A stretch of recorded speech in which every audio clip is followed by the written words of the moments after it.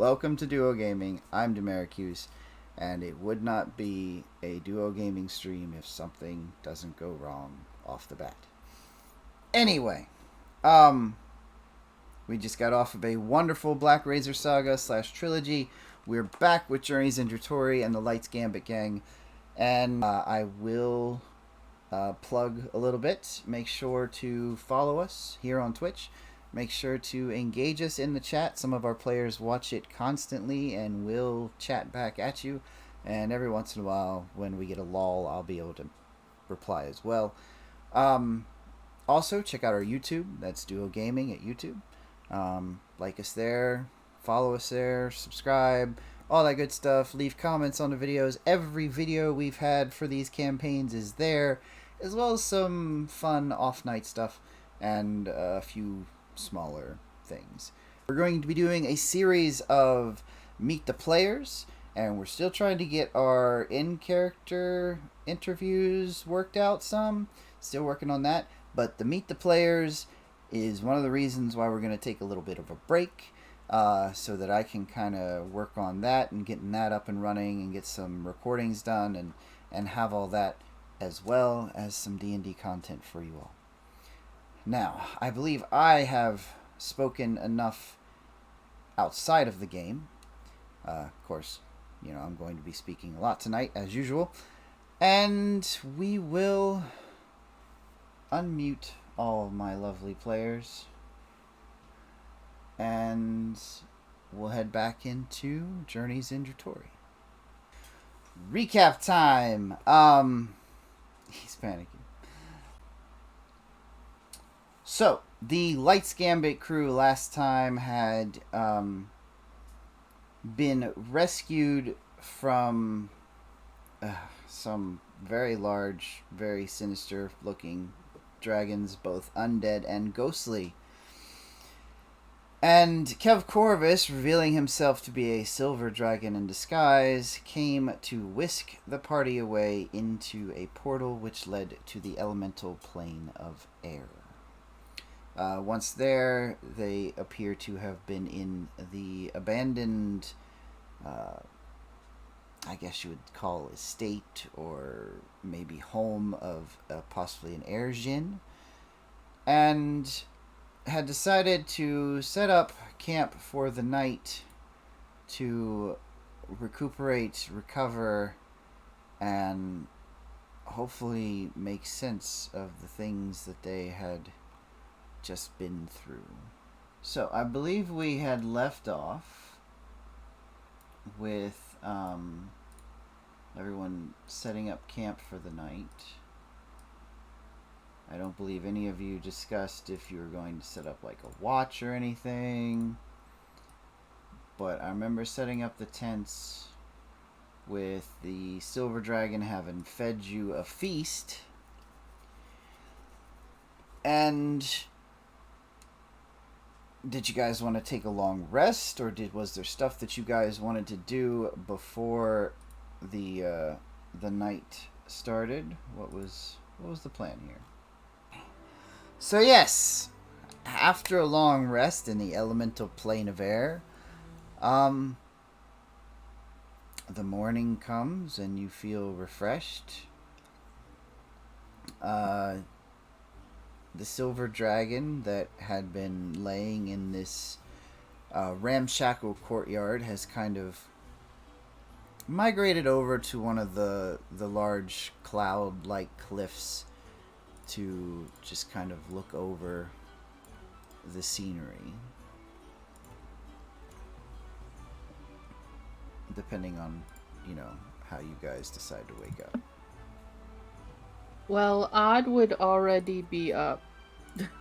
So I think that when Odd has finished their reprocessing, if you will, they would probably go and approach the host with the most to have a chill chit chat. Okay. As the silver dragon stands there, you can tell he's kind of lost in thought, just kind of staring out over the clouds that move by, some at quickened paces, some at slower ones, others twirl and dance on the wind currents. It takes a few moments before the large creature notices you, and lifting up a wing, he will kind of look down into the side. Oh, yes, I'm sorry, I didn't realize you all were awake. Oh, well, I don't think everyone is. I tend to get up a bit earlier than they do, not actually sleeping and all. Yes, you are quite the oddity among them, aren't you? Are you trying to be funny? No. It's just you're not the first one of your kind that I've seen. What do you mean? I haven't really met anyone. Well, let me ask, how old do you remember yourself to be? In what way? When do your memories start? Oh, not very long ago. I would say, I guess, maybe a few years. I don't remember past that, except for bits and pieces of what it was like before I was this. I see. It's quite interesting. You see, I suppose you aren't exactly the same as the ones I've seen before.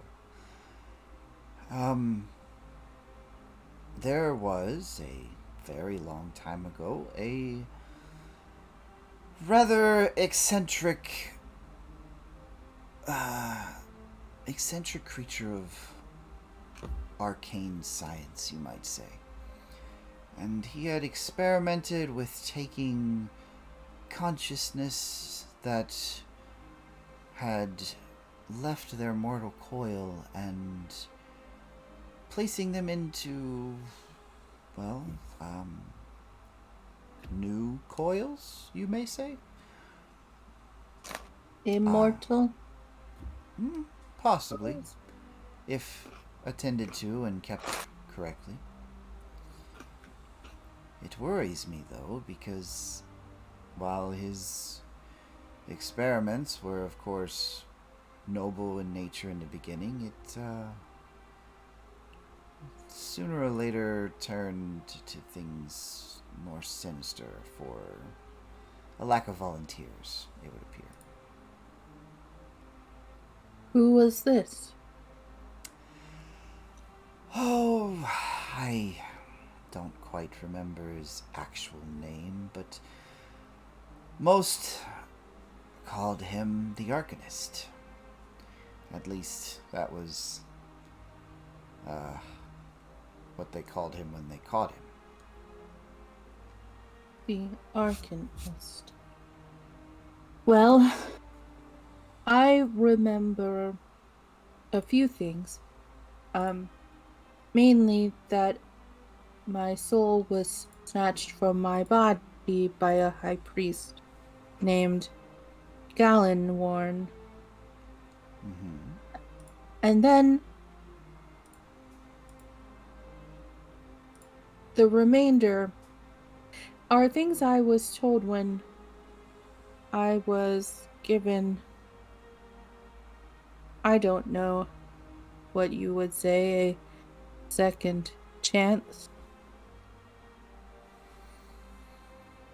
There was an artificer who built this body and took the soul gem and connected it.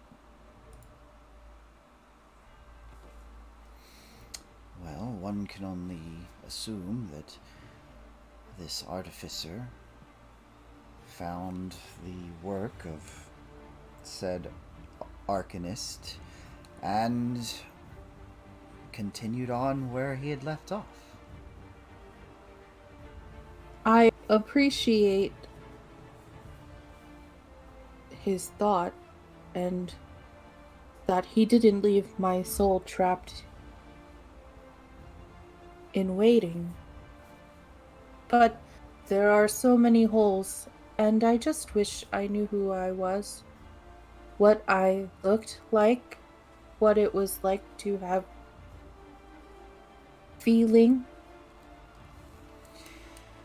Well, from what I understand, most of that knowledge is still locked inside. It was kind of a failsafe for those in your position to not remember so much so that they wouldn't long and grieve for what they had left behind. So, I mean, I could share what I know, but I fear it would probably take more time than what you and your friends are willing to stay here. Well, so here's the thing.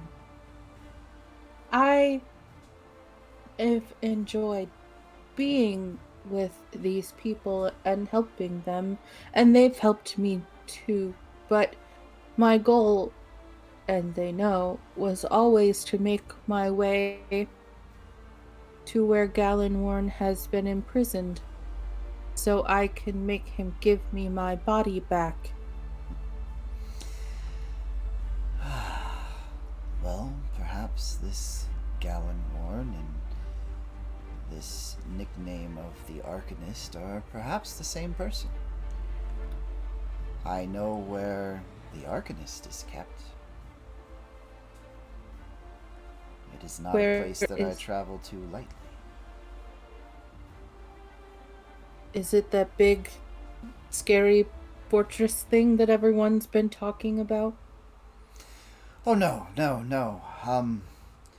There was a place created long ago, a large tower that was built specifically to hold in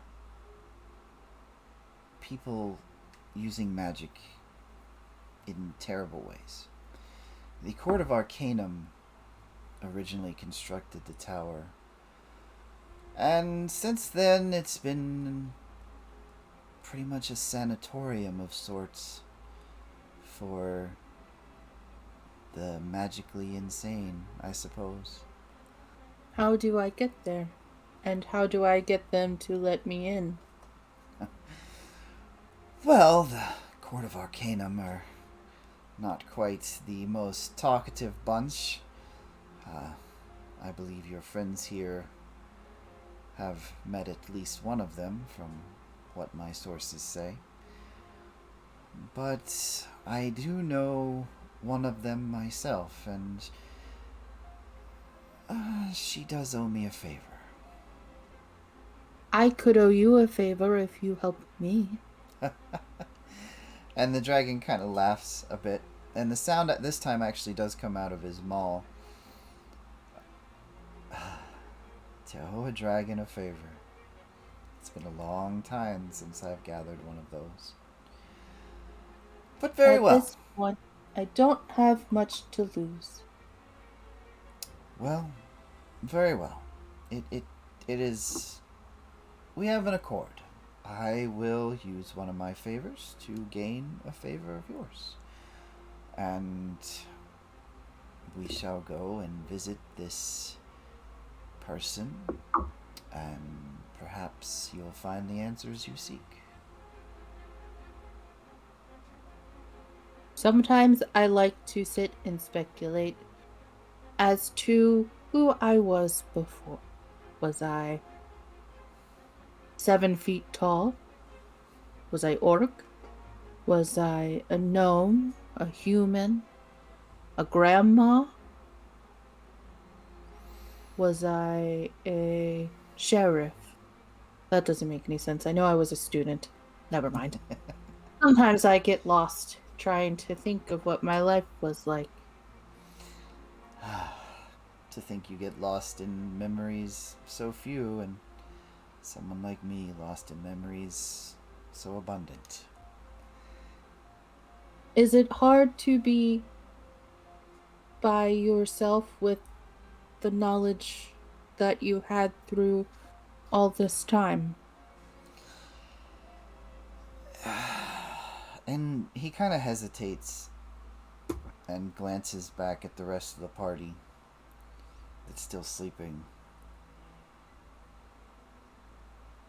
There was a time that many of my kind roamed freely. Just like you humanoids, we adventured, we explored, we found companionship, and we had our lives, as long lived as they were.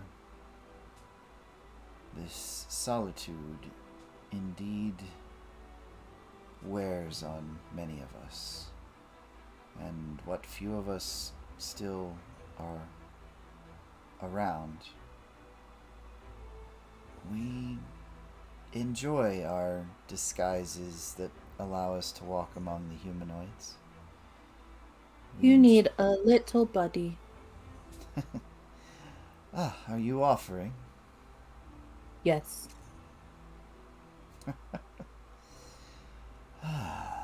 Well, Think. I have all of this empty space between my eyeballs to fill up with all of the things that you need to get off your chest. yes. You know, that does sound like a good idea.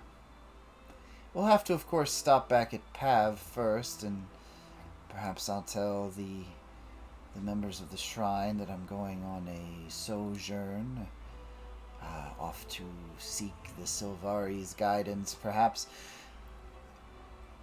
But yes, getting out into the world again, even in a less free and more restricted form, could be good for this old soul. Are there places where you don't have to worry about being a different form?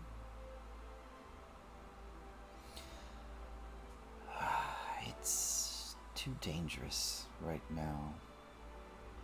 With things stirring in the southeast, it's remnant of when the Exodus occurred. Well, that's what they call it. No, I think for now it is safest that on that plane of existence I remain as Kev Corvus, the elf. Why did you choose that form? Well, no one seems to question whenever an elf lives a long time and doesn't age.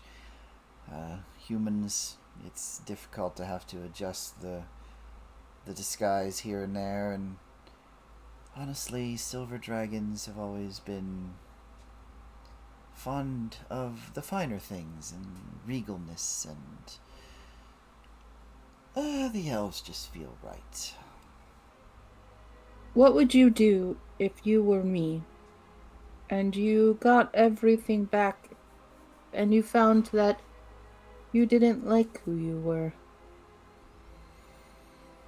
What if I was not a good person? Well, and he ponders a moment. I would say that with that knowledge, one with an extra long life, as yours appears it could be, would spend a good portion of that time trying to make up for what went wrong. Yes. A journey of atonement, I guess. Malicos's loud snoring finally stops. There's some rustling about.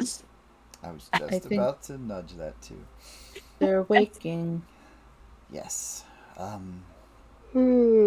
We can tell them that you're going to stay with me, but we'll keep our little adventure a secret for now. Oh, I like that. Buddy secret. You nice. And the silver dragon kind of uses the tip of its tail to kind of bump Odd's hand. Are you trying to hold my hand? No, I've seen humanoids. Never mind. And he gets up, standing up and stretching, much like a large feline. The movements are very feline, in fact. A stretch and a big yawn, and the wings unfurl and then fold back onto his back. I mimic the dragon with a big stretch, and I pretend to yawn even though I have no capacity for what that means. Love odds interactions. Let's go greet your friends. Yes, they must be hungry.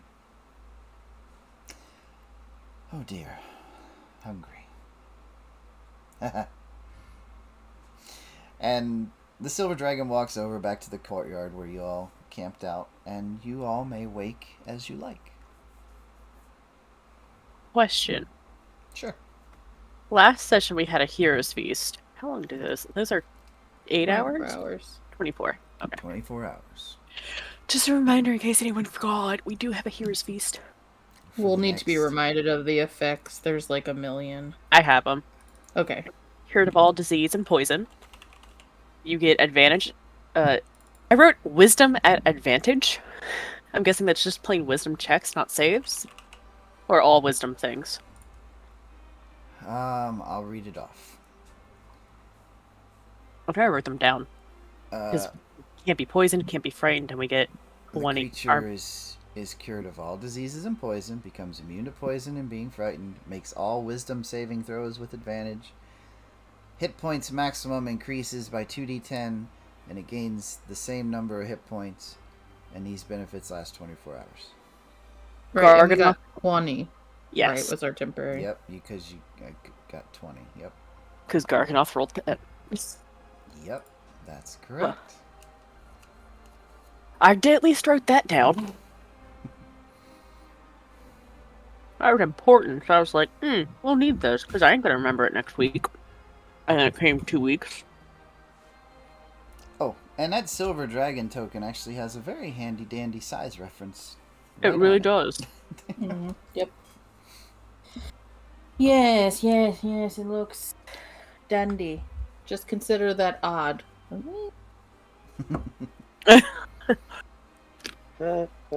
Funny.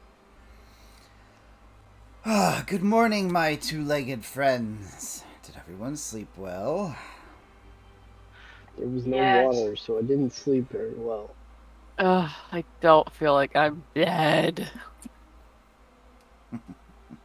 Today was a little crazy. Gravity does not agree with my weak spine.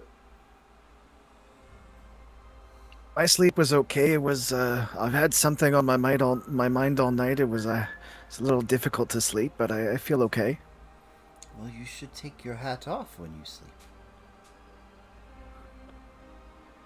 Oh, well, it's funny that you mentioned hat, because I guess that sort of pertains to my question a little bit. Okay. What is the question you have, Sir Dwarf? So, you can see sort of different, not realities per se, but visions and hypothetical situations and such, right? To a point, yes. Okay.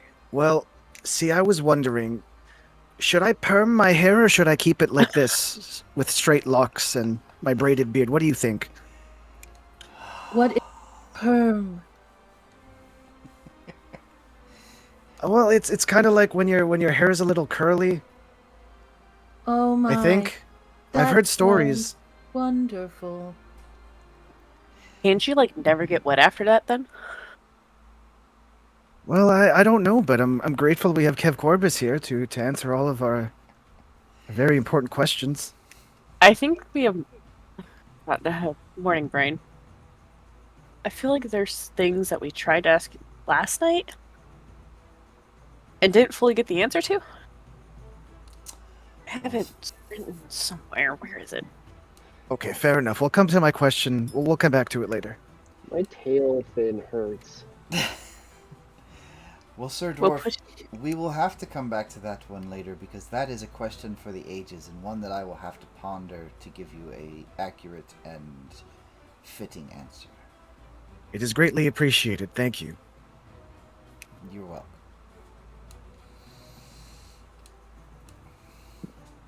As for tail fins hurting, I'm sorry. I'm not good with water.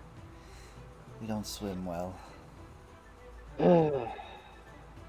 You'll be Hux just fine, runs and Hux. tucks his tail back into his leg, pocket pants.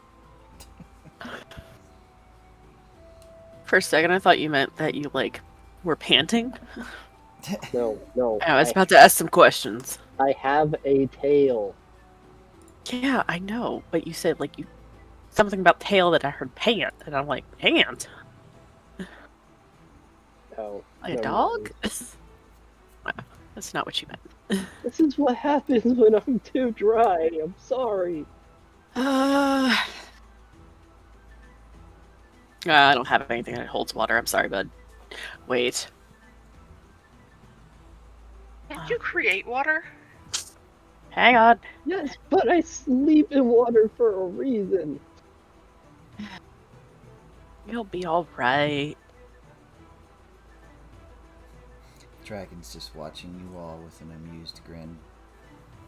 I just create water over myself. I want to you. What do I want? Don't forget, if you change your spells during the day, to change your spells. You said you had questions. Yes. And she I think it grabs her bag, starts digging through it, pulls out a gem. Like, we were asking about these yesterday, I think. The shadowy assassin children, and that these were inside of them. Oh, what did we ask? They're very, very dangerous, but they're very, very easy to stop. What was the question? Out of character, does anyone remember? Because I don't remember anything past last week. Malagos, as you're holding the piece of amber, Yeah. a very large pair of claws reach down and pinch the amber, taking it from you. Okay. That works.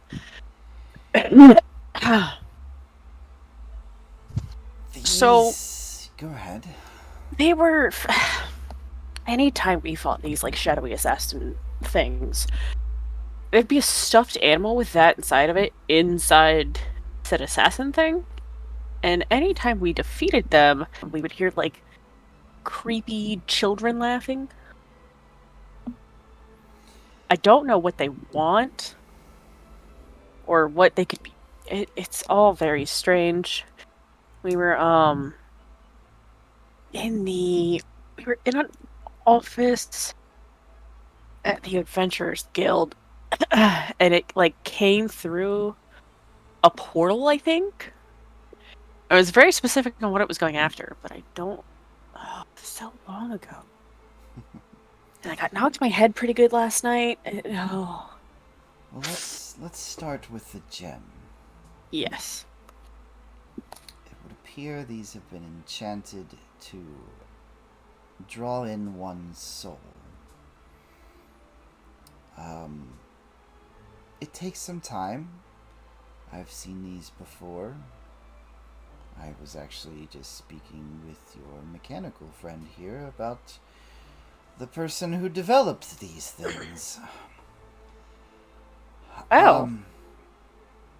These are kept with a person either hidden on them or made into jewelry. And slowly, through lack of willpower, the gem absorbs the soul, which then can be put into another vessel under the control of the one who enchanted the gem. You speaking of children's laughter, I would assume, and toys for that matter, that someone very sinister has been putting the gems inside of toys and perhaps giving them to children who do not have the willpower to resist such things. So Malagos was going to bring up about the inn and how it supposedly didn't exist and that it was like a hag, but that there was a child that they saw and interacted with that apparently then disappeared. Okay. So you're explaining the whole Lavender Inn situation to Kevin Yes. Davis. Okay. Essentially, yeah. He listens and nods. I mean, if it's a hag, they are known to take children and raise them as their own to create other hags. That's how their kind reproduce for the most part. The girl didn't seem like she was being enslaved or had weird magical properties. She considered the woman her grandmother? Well, it's normally not such a parental role that the hags take when corrupting a youth, but I suppose it could be possible that that was her ward, or perhaps she took a liking to the girl. It's hard to tell. It was a really weird situation, to be honest. Really weird.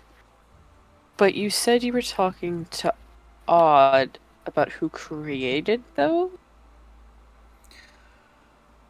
Yes. Odd woke up before you all and found me pondering things. But I won't say much more. I don't believe it's my place. And he looks down to Odd for a moment. Oh, no, you can talk about it. I don't mind. Well, it seems that I may have some knowledge as to your friend's origins, and they expressed a desire to stay and learn more. After I send you all back, that is. I mean, I can't. You won't be upset that I will not be there to accompany you on the next part of your journey. I will definitely miss having you around. You were very resourceful and you were becoming a very good friend. Which is why I'm not going to try to talk you out of staying with us. Because you deserve to find out about your past. Thank you. As much as we're going to miss you. Well, I would say I could write you letters, but I don't know how to send them. If I was gonna look at Kev Course for a second and be like, if I give you... Actually, Odd, I'll teach you how to send a letter. And I will leave a parchment with you with the location of our main fortress that we'll just check in when we can to see if we've gotten any letters from you. And you can always send me a catch-up spell just to say hi, or if you really need help. Who knows? Next time you see me, I may not be Odd at all. You mean if you learned what you were called before? I'm aiming high. I want my body back. Not just my memories. Well, then I hope you find both. Everyone looks like they're having a great time when they sleep. I just want to take a nap. Naps are nice. Corvus kind of snickers at that. I don't know. I have nothing but nightmares, Odd. Well, maybe it's different for fish people. Or do you I have? could be a fish person. I don't know. This is true.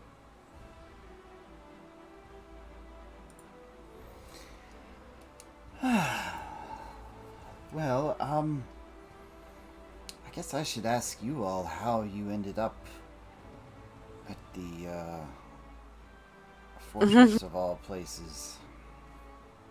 Funny you ask about that. Is it funny? No. Maybe.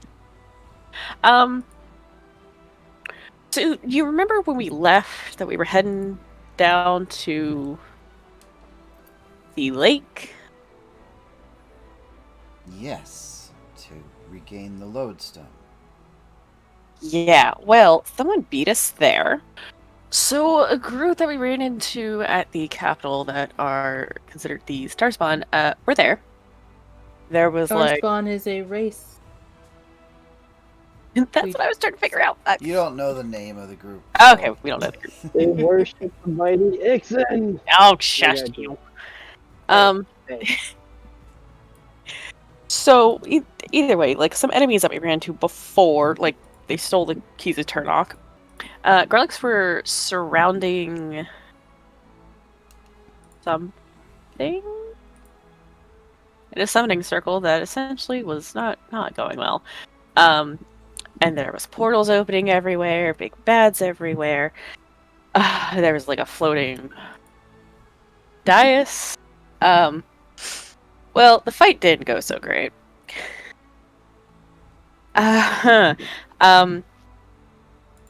We kinda got the lodestone. But the enemies were then... I'm getting to that. That's the part. So there's like this giant skinless giant, and he was going to the what was it? The sanctuary that's in the lake. Yes. Yeah, he was going to that, and I think beating down the door. So the fairies that we had helping us, essentially made us small, gave us these things so we could fling through the water. Ended up going, I guess, the back way, except we ended up in like a puzzle room that had a area that had like one skull for each dragon color, a vial for each dragon blood, and we had to match the skull to the dragon, or the vial of dragon essence to the skull. We did. What does this have to... So Summarize. all right, essentially we fell through a well, we went through this ice thing, and we came upon a portal, and the portal needed the lodestone to open it, I think, something, and it portaled us to the hell place. I honestly have no idea where the hell we went prior to the hell place. We were supposed to be going to the sanctuary to stop the giant. We did not end up there. That's... okay. The Lady of the Lake essentially sent us there because they had a half-completed circle. And that's where their circle directly went. Complete circle anymore. Well,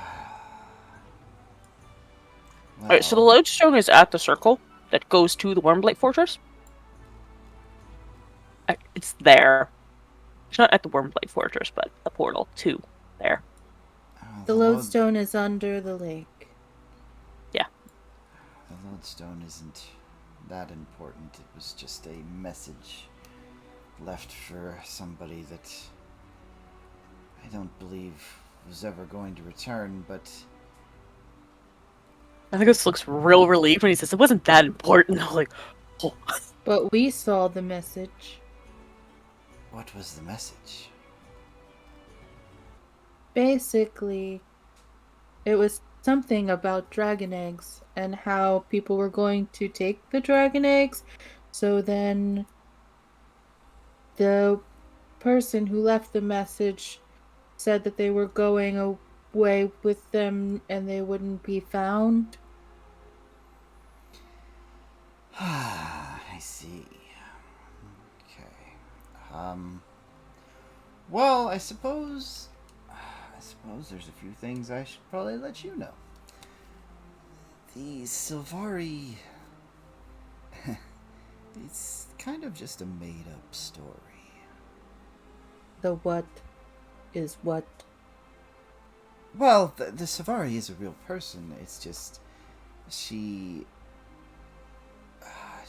made herself a home away from home within the lake.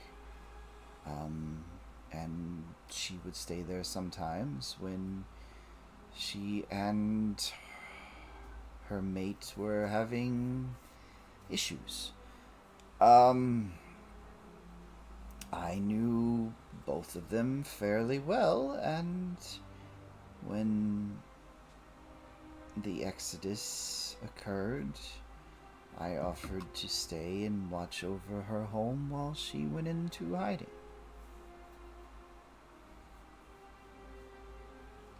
Sounds like they needed counseling. Counseling a dragon, that's very interesting. I'm willing to learn the art. Last I heard, she had actually went a bit up north and found a comfortable place to stay with the Tabaxi. But no, a goddess? I mean, she was beautiful and all, but not a goddess.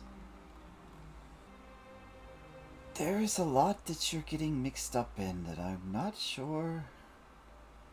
Far be it from me to make it sound like I feel you less capable, but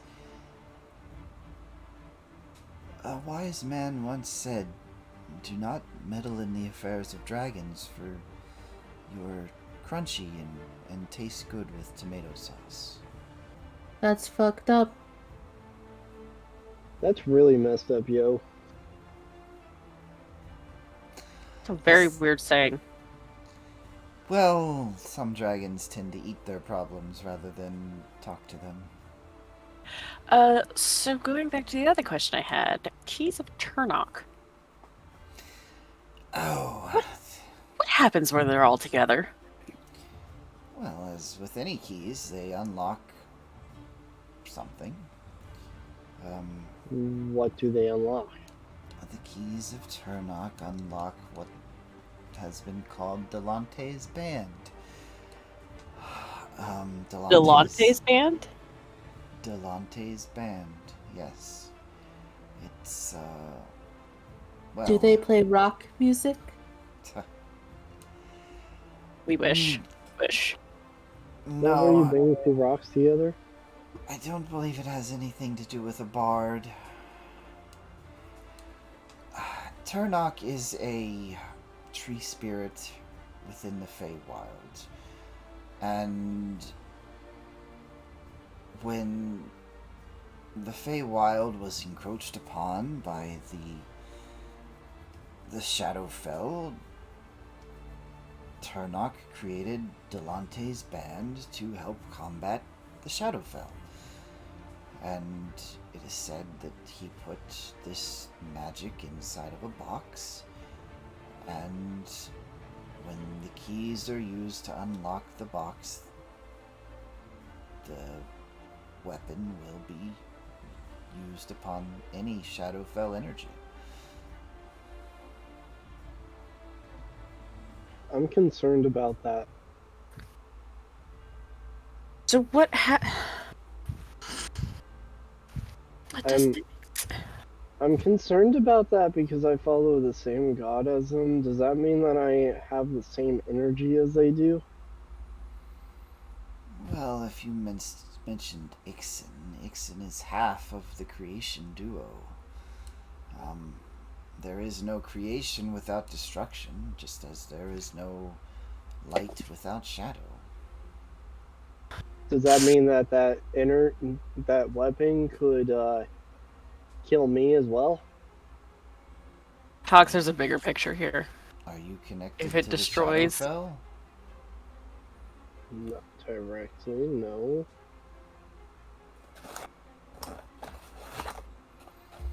It is said that when Delante's band is taken into the heart of the Shadowfell, that it will absorb everything until there is nothing left. And it only works on the Shadowfell. It can't possibly be used for the non-Shadowfell? Well, as far as I know, it was designed to draw in energy from the Shadowfell. I mean, if one was to, say, have a piece of the Shadowfell on this plane of existence, I would assume that it would draw in what was here and nothing else. Of course, I have never seen Delante's band, let alone anyone who wears it. There. Someone's trying to get it, I think, done. Is this this is the only one in existence kind of item? Yes, this is as yes, this was one of the artifacts from early creation. Ternok is a wise and elusive spirit within the Fae, and no one has heard from him since the creation of the keys or the band. Do you think they've taken another form and just lived this whole time? If you would have asked me 200 or so years ago, I would say that that was ridiculous, and no immortal spirit would ever submit themselves to such torture. But now, I suppose it is possible. That would make sense, right? Because if they created these things, it would seem that people that want them would want to find them, would go to Ternok. But if Ternok hasn't been seen, then they don't have to deal with it. Fae or fickle. This is Now very someone true. has one of Ternok's keys. Hopefully none of the other keys. Alright, well maybe that's what Muhammad wanted me to fucking follow up on. Shit. Well, the keys, one was... the keys were spread out. There was one initially given to the dragons, which ended up in Charir's hands. The other... Who is Charir? Charir is... well... Hey, I just wanted to add something here for you, yes. Malagos. In Hmm. my vision, I'm pretty sure I saw the end of existence. Remind me of that Entirely. vision again, please. These keys are really big of a deal to keep apart. Yes. AKA, here's our whole fucking mission, guys. Fuck the church. The church is the least of the fucking worries compared to this. Yeah, entirety of existence is now at stake. Yeah. Good luck. Charir is what some say one of the oldest red dragons in existence. Some even say that he was one of the original 11.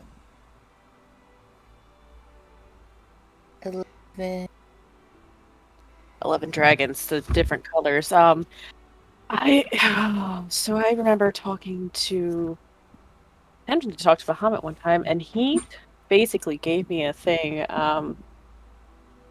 where he was showing me the different dragons. Sorry, I'm looking through trying to find it, because I know I wrote that one down for sure. The order of the dragons disappearing, all of them were there, and then gold disappeared in order. It was like gold, green, and blue disappeared. It was pause. And then silver, brass, bronze, white, and copper disappeared, and then it was left to black and red. Close. The 11 were the 10 colors that you know of, and the one color that no one has seen. It would seem that when the 11 were created to protect the world that Ixen's mate had created, the one that did not take a color for itself felt spite towards the ones that did. He felt he was the original. He was the only one that would honor the creator's wishes and remain as he was when he was made. Or she. It's hard to tell. Or they. Or they. Even they. I have a solution to everything. Yes. Stop mating. That seems to be the problem. Oh, if only it were that simple. And then we all die out. Well, it would seem that this uncolored one found some energy or source of the Shadowfell and began to grow in power. A blade was made, and a war was waged, and the colorless one was actually able to defeat and devour the energies and strength of a few of the original 11. When that happened, the red and the rest of the siblings attacked, trying to stop the colorless one, and in the end were able to take this mythic cursed blade from the creature's hands. It was only then that they decided among themselves that the red, being the strongest of what was left, would slay his siblings, take their power, and use it to fight back the colorless one. And he was successful. However, when you slay someone with this cursed blade, you gain their power, their strengths as well. And the red, who we call Charir, took in this dark power as well. And for a long time he harbored it and kept it safe and kept it from being used for terrible deeds. But those of us who knew him then, we believe that power is what took over and caused him to cause the Exodus. Let me be clear, the dragons did not leave because we wished to. Many of us began to disappear left and right, and those of us that noticed this went into hiding. There are still some scattered about. I do know of a few to the north in the cold lands. I know of a few in the desert. I even know of a couple that live deep below the depths of the sea. But we stay hidden so that Charir, or whatever he unleashed upon us, does not come for us as well. The way that you talk makes it sound like he's trying to kill the rest of you to take your power and has gone mad with power himself. That could be it. Of course, the cursed sword was spirited away from his horde long time ago and placed within a secret mountain guarded by a very powerful sphinx. So I do not believe that he will have the ability to steal power as he used to. I don't know what that blade was called. But Okay. if it is this Shadowfell energy that overtook Charir and drove away Astral, it would be only smart that he would seek to acquire Delante's band, as it may be the only thing capable of withdrawing that power and disposing of it.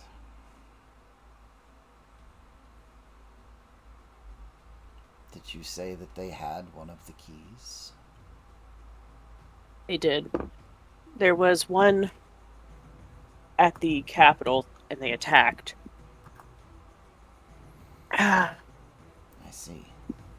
And we weren't able to stop them because they almost kicked our ass.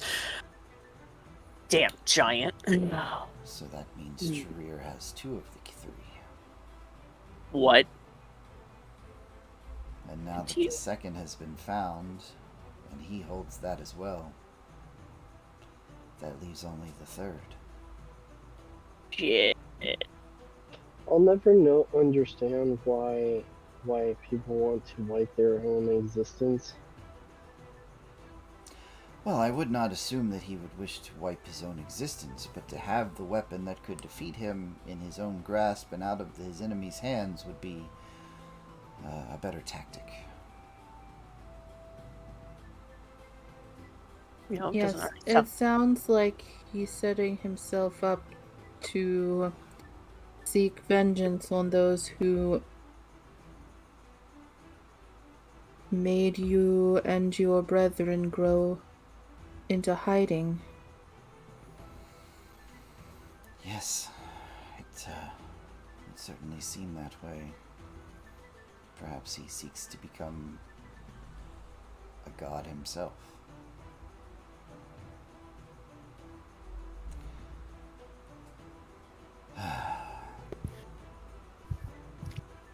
So, if he had a key, and a key was left at the capital, where the fuck was the third key?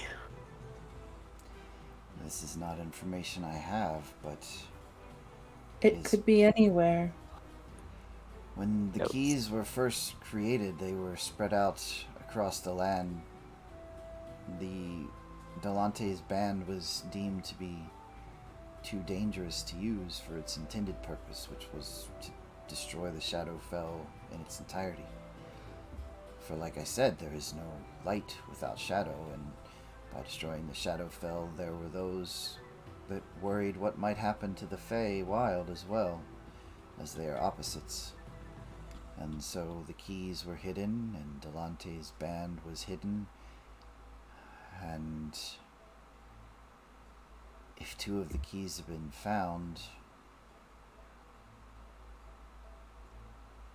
there may be someone who knows. There's this archaeologist. Oh shit. This is just whatever. Avenir. He was researching artifacts. I think he digs up relics, and I think he was researching the keys. Oh fuck, what was his last name? I just goes digging through her bag again, looking for something. Thorn. Avenir Thorn? I think what you're trying to... I can only go by my notes. I wrote down doesn't make sense. That is correct, though, GM to player. That is... You're on the right track. Yes, but if I'm not mistaken, I believe that was the key that was found and given to the capital. So There's something. Sorry, it's been a while since I had that chat with Bahamut. Um, He is but quite like I the remember. elusive being. Yeah, tell me about it. I'm still trying to figure out the damn power thing he showed me, and I'm just later because keys sound way more important than that. Um, it was actually was Bahamut the one who told me about that? I think so. Maybe that may not have been a conversation with Bahamut. Whatever. Um, there's so there was a dig that was funded in the North Frozen lands, but and there was like an Imperial mission, like pre-Dragons leaving, something down south, something about the Shore Bones. The old Where is the Yuante Shore grounds. Bones? Huh? The Shore of Bones was a grand civilization of the Yuan-Ti. They were allies to Charir for a very long time. They were one of the first that were wiped out when, let's just say, the madness took him, whatever it might have been. He wiped out his own allies. Yes, the queen of the Yuan-Ti had sent spies into the keep when Charir had locked himself away for decades. As they went into the depths and eventually I believe they found him, it was then that his rage was turned on them for disturbing him. And there is a reason it is called the Shore of Bones. I love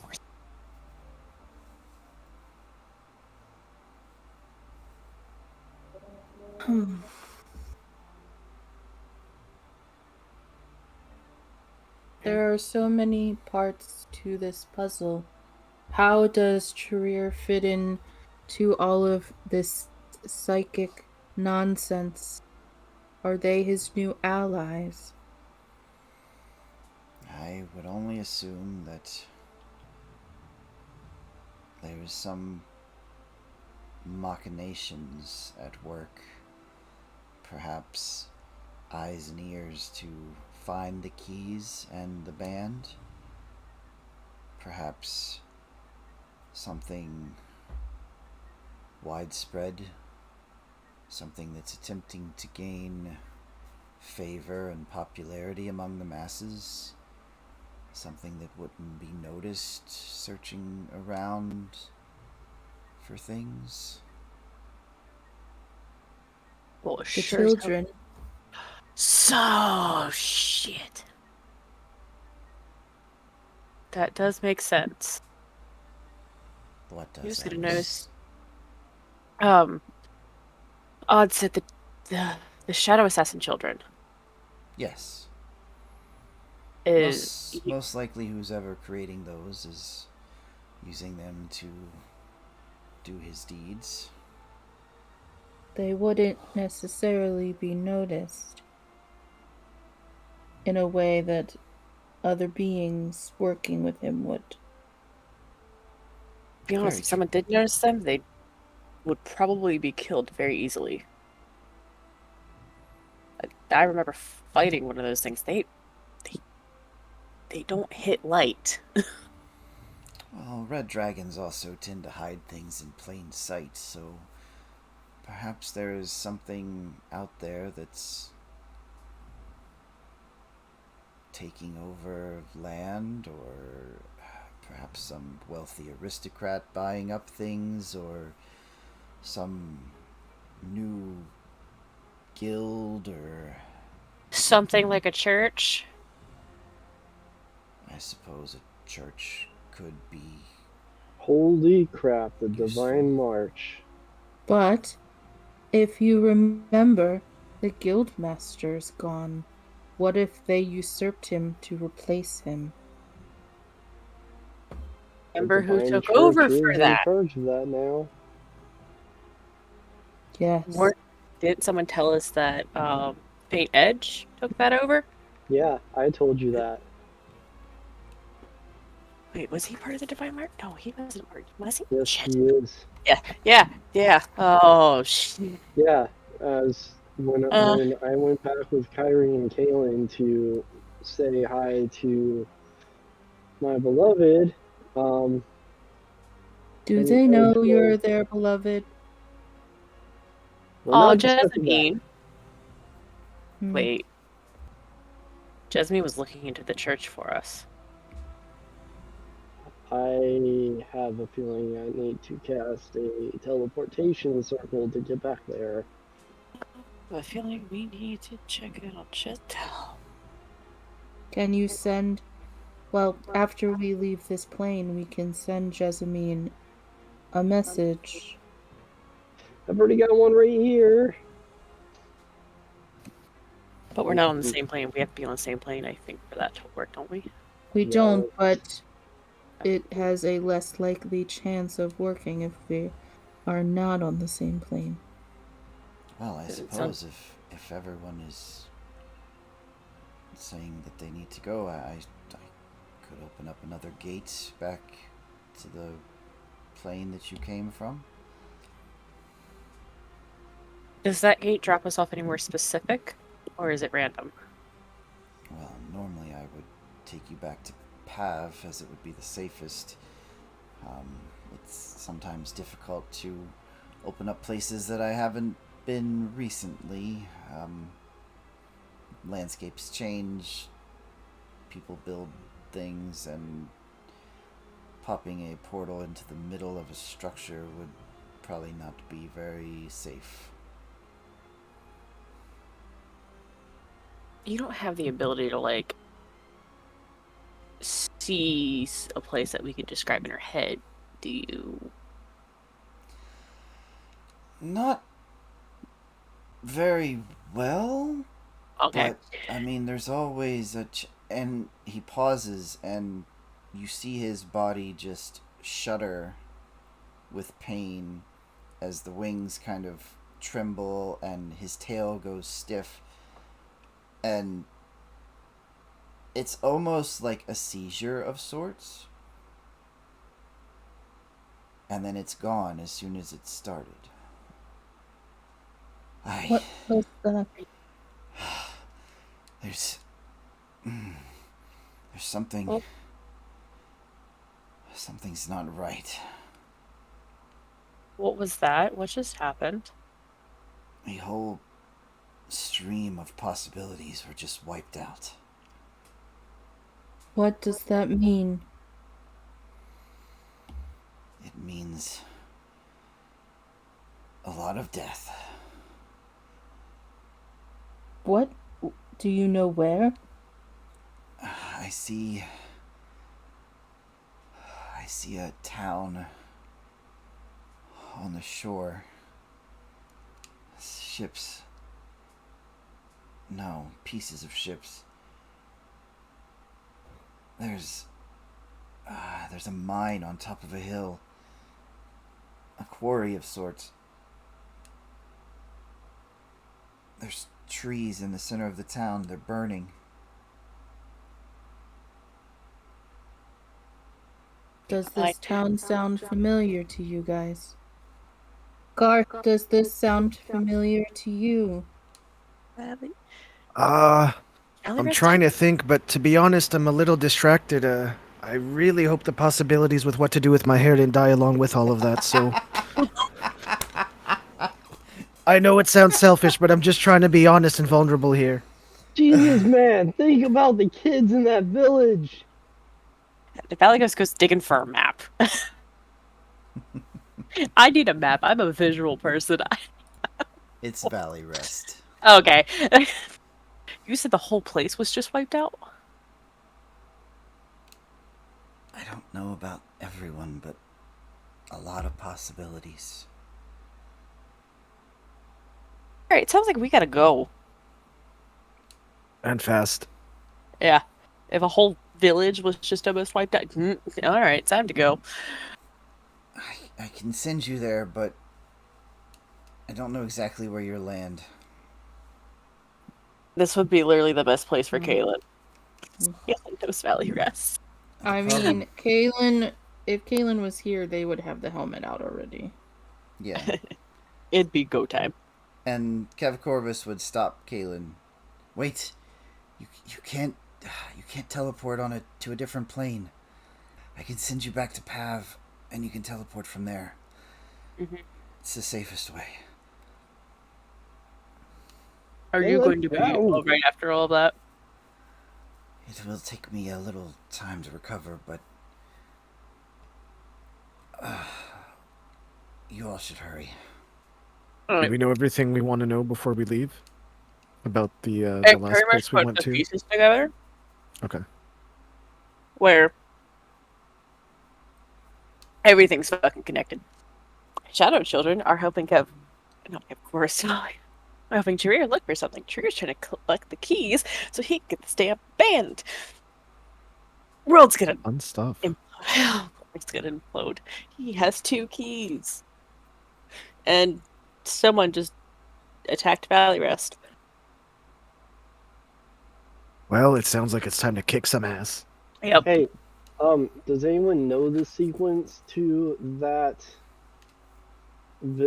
to a teleport circle in that town? If it's still intact and you can give me the sequence, I can teleport us there. Kaylin would know the one in the stronghold. That would be the best one.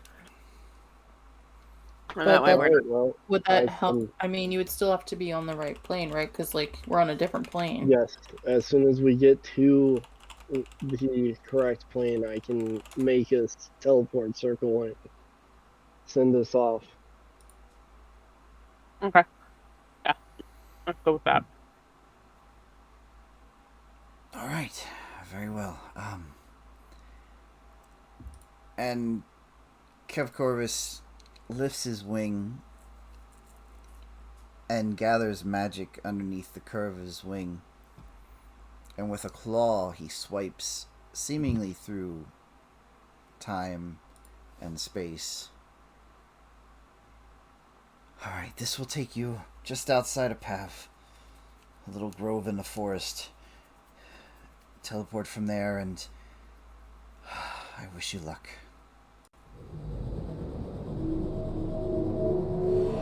Thank you. Poof. Oh, you're all stepping through the... Oh, uh-huh. Mm-hmm.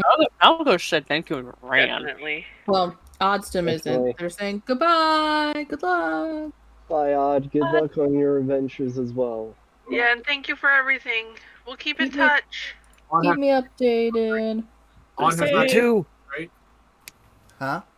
On has Ragavan's book, right? Yeah. Oh, don't forget this book. Odd throws Ragavan's book through the portal. So as you step through the gate, there's that feeling of spinning and weightlessness, and then your foot touches ground in the grove on the other side. It's early morning, still a little chilly, but as you all step through the gate, it closes, and you are all there together. What's next? Portal. I immediately start getting my chalk out. Can someone show me the sequence and I can start writing? I have no doubt that Kaylin would. Especially if like a whole town that was near and dear to us was just imploded. I'm writing as Kalen's over my shoulder giving me the sequence. Very well. And then once that's done, it should link up and we should be able to cast the spell right away. Alright. Cast a spell. Mark off your spell slot. Is everyone else ready? Yep. Yes. Let's go. Just for fun, roll me a d100 as soon as you cast a spell.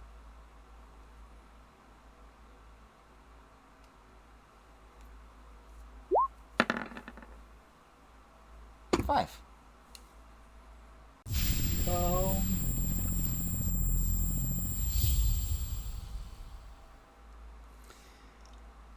right, and as Hawks casts the teleportation, aiming for the stronghold of Light's Gambit, you are all whisked from Pav halfway across the continent, and we will take a small break right here.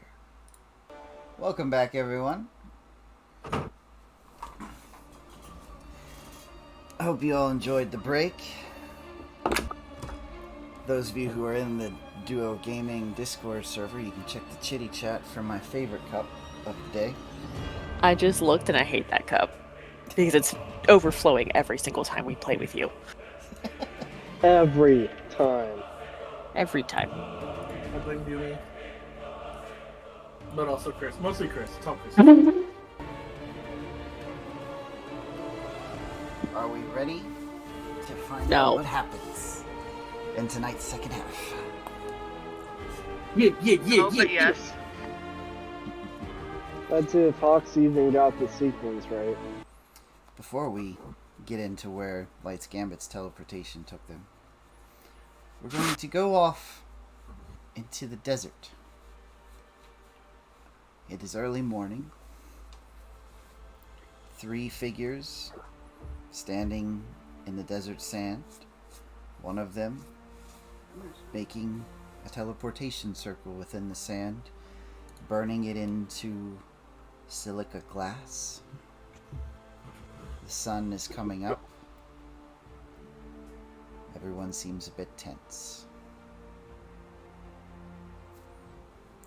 Would Mia, Jason, and Amber like to join in the fun? Yep. Jason is making the teleportation circle a little less rushed than he did last time because he was struggling with it. He's never used the spell before. So he's doing it a little more deliberately after talking with me and calming down. And is just working really, you can see that he's focusing really hard so he doesn't mess it up this time. You remember the coordinates for Valley Rest. I know it's been a while. Jason just solemnly nods, not speaking. Again, not out of rudeness, just because you can tell he's very focused. I look over at Amber. She's just very quietly watching Jason, not really saying anything, just kind of there. Alright, I'm gonna need one of you buzzkills to give it up because I cannot talk to myself the entire time. I'd really like to be able to do this without messing up, so once I'm done, I'll gladly talk, love. I'm not sure I have much to contribute to the conversations at the moment. Well, it's gonna be suck. I mean, as long as you're not giving away any other swords, you're fine, I guess, Jason says under his breath, while he continues to work. I don't say anything, I just kind of... I don't even acknowledge what he said. If I heard it at all, I don't even acknowledge it. Less snark, more circle. I thought you wanted me to talk. Not if you're gonna be an asshole. Does it mean he's casting a snarkle? Alright, you don't get to talk anymore. Am I done doing the circle yet, Dumey? Oh, you're done whenever you decide you are. Jason will look at it one time, look over to Mia, look back at the circle, and I'm pretty sure this is right. Pretty sure. I mean, we're not gonna die, right? It can't be any worse than the stupid hamster ball thing. That's true. That's so true. Stupid hamster. Okay. Here in one piece, didn't it? Snark! Both sides! If you both are gonna be dicks, then shut the fuck up. Jason's gonna activate the portal and walk through it. Alright, we're going. I will go through the portal. Alright. As You both step through the portal. Or all three of you step through the portal. You feel that spinning, that weightlessness.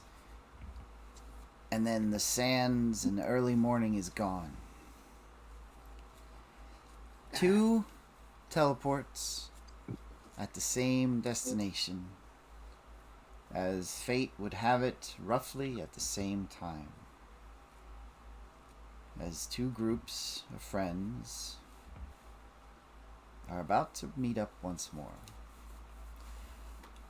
All of you traveling this magic method of teleportation can feel it's very, I mean, you've all done it before. It's usual.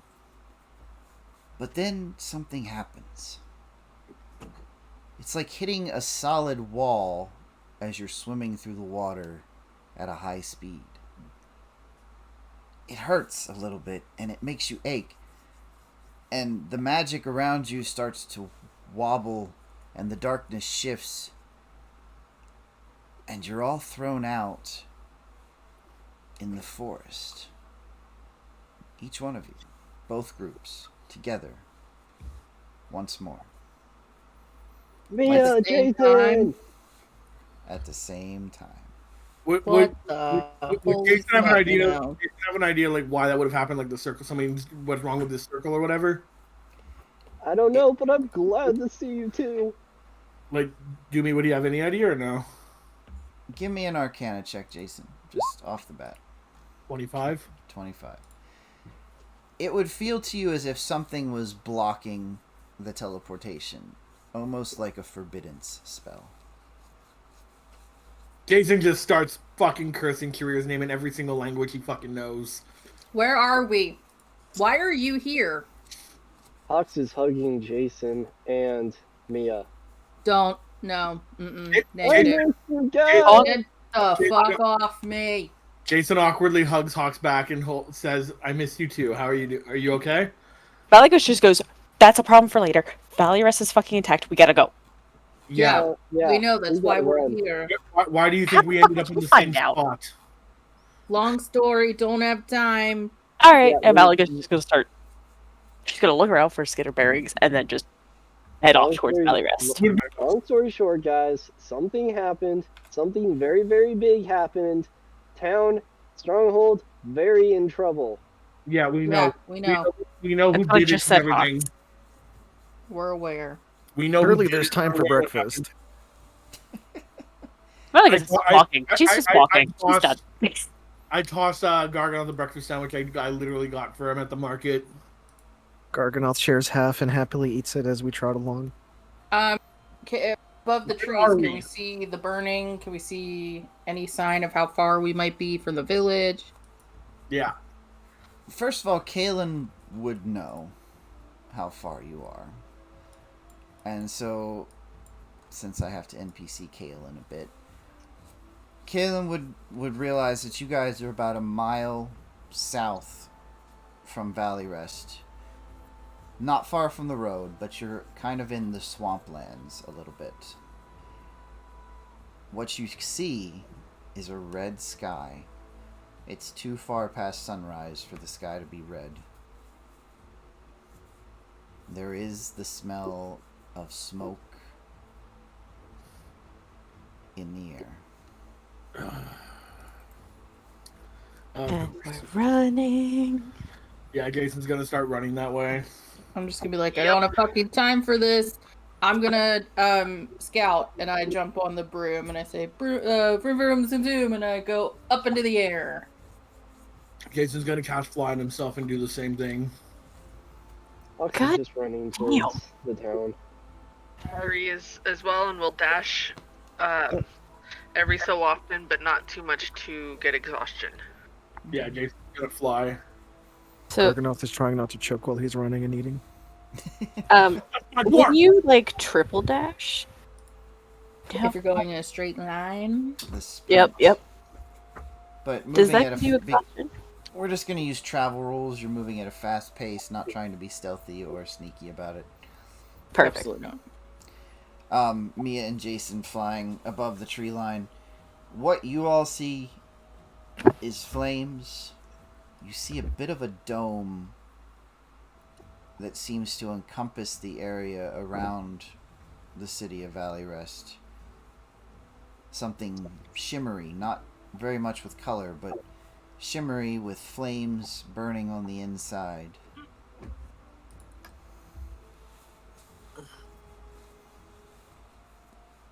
I'm gonna head towards it. Yep. Well, at least our new friend could see what her little lover boy did. What does that mean? Oh yeah, where's Amber? You don't hear this. Jason is talking. The only person that would maybe hear right, Jason you're is Mia. flying. Jason's flying. I forgot for like. Yeah, the only person that would have heard that would have been Mia. But I mean- they all would realize that someone new is running with them if Amber would like to describe herself. So the additional person who had appeared with Mia and Jason is a surprisingly short for a half dragon. She's about 5'8", kind of soft red scales, frills at the back of her head, missing her right arm, wrapped in a cloak with a pack on her back, wearing some very just loose clothes, a shawl, something like that. Just running behind you guys. Yeah. Demon Dumey has posted in our Roll20 chat. She's staying to the back of the pack, not really. She's running as best she can, but she doesn't really know anyone, so she's just running at the back of the pack behind everyone, but trying to keep up. Hawks is screaming to the new person, just assuming it's a villager. Hurry up! Come on, we need help!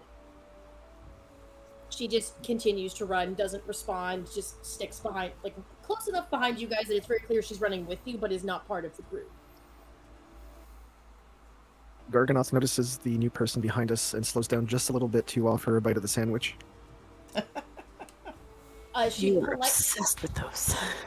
She politely declines, but doesn't say a whole lot. Just You're gonna need the energy, he offers one last time. Thank you. I appreciate it, but no, I'm fine. Thank you. Garg, stop thinking about food and let's go. Garganoth offers a bite of the sandwich to Hawks and speeds up a little bit to him. Ah, Oh my fuck gosh, it, Garganoth. bite off a piece and run. This is why we can't lots of big ones. For dried out fish, you can move. It takes some time, but you guys make the run. About 5 to 10 minutes. And you come out of the trees next to the road, and you can see this shimmering barrier that stops just a few hundred feet from the edge of the town. Now, Valley Rest has grown in the years since you guys had your start here. And those of you part of Light's Gambit would know that the town, having seen more tourism, being the place of the grand, famous adventuring party, it's expanded some. A new house has been built, a new church was placed in, one of your friends, the blacksmith, regained a new setup. Lillywits! And overall, the place had grown. But now, this dome-like barrier covering it, you see the buildings burning in places, and you see not only red flames, but dark, almost black flames.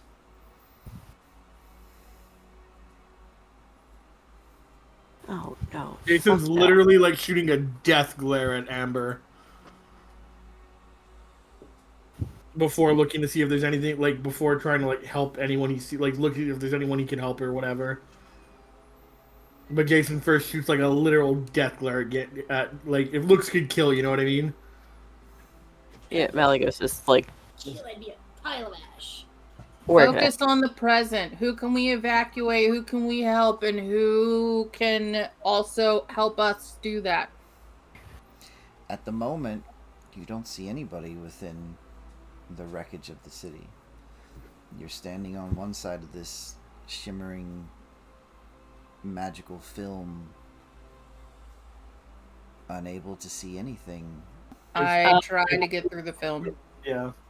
I'll Give take me- my sword and try to cut through it with Ooh. my magic spell cutter.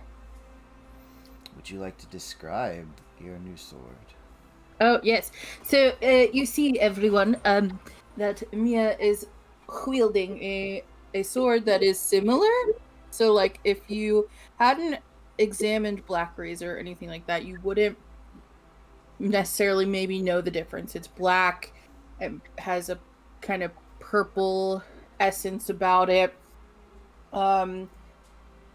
If you look fast enough, you might see some crackling energy or a shadow here or there.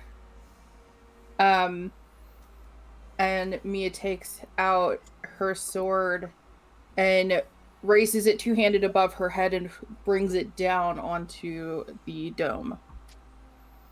Give me a strength check.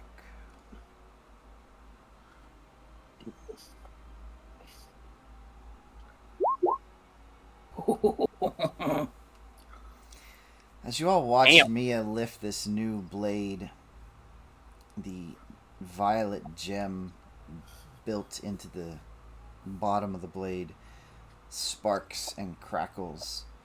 And as she swings down, there's almost an after image of Mia's swing. Like just a half second out of time. And you watch this blade come down hard against this magical film, almost like the surface of a bubble. And there is a moment of resistance before Mia puts all of her strength into it and slices through this film, separating it into a pathway large enough for you guys to get through. I'm gonna stand on the side. I'm gonna say, "Go!" I don't know how long it's gonna last. Everybody through. Malagos runs through. I'm gonna transform into my Hellhound form and run through. Okay.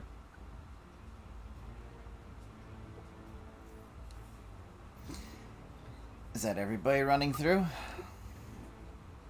Jason, like, gestures for Amber to move in front, And I do. and Jason follows behind. Argonaut says it's good to have you back as he runs through. I wish I could say it was better circumstances.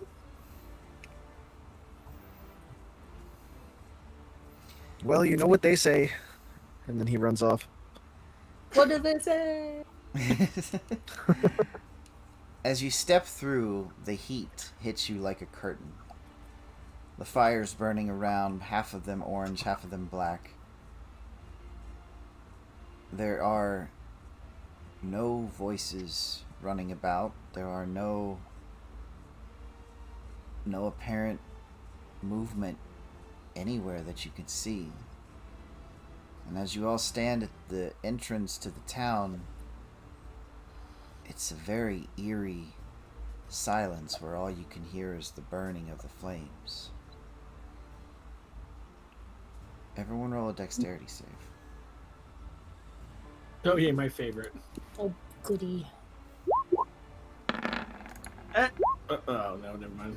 Oh yeah, if you're within 15 feet of Malagos, add your lovely little +3. Ooh, I I got an don't know 11. how to add that to mine. I will take my 11. Is Danger Sound Supply here? Yes. No one got below a 10, so that's good. Miracle. it is I got a literal problem miracle. Uh-huh. As you're all taking in this sight, Garganoth is probably the first. No, I'd say Charir is probably the first one. Yeah.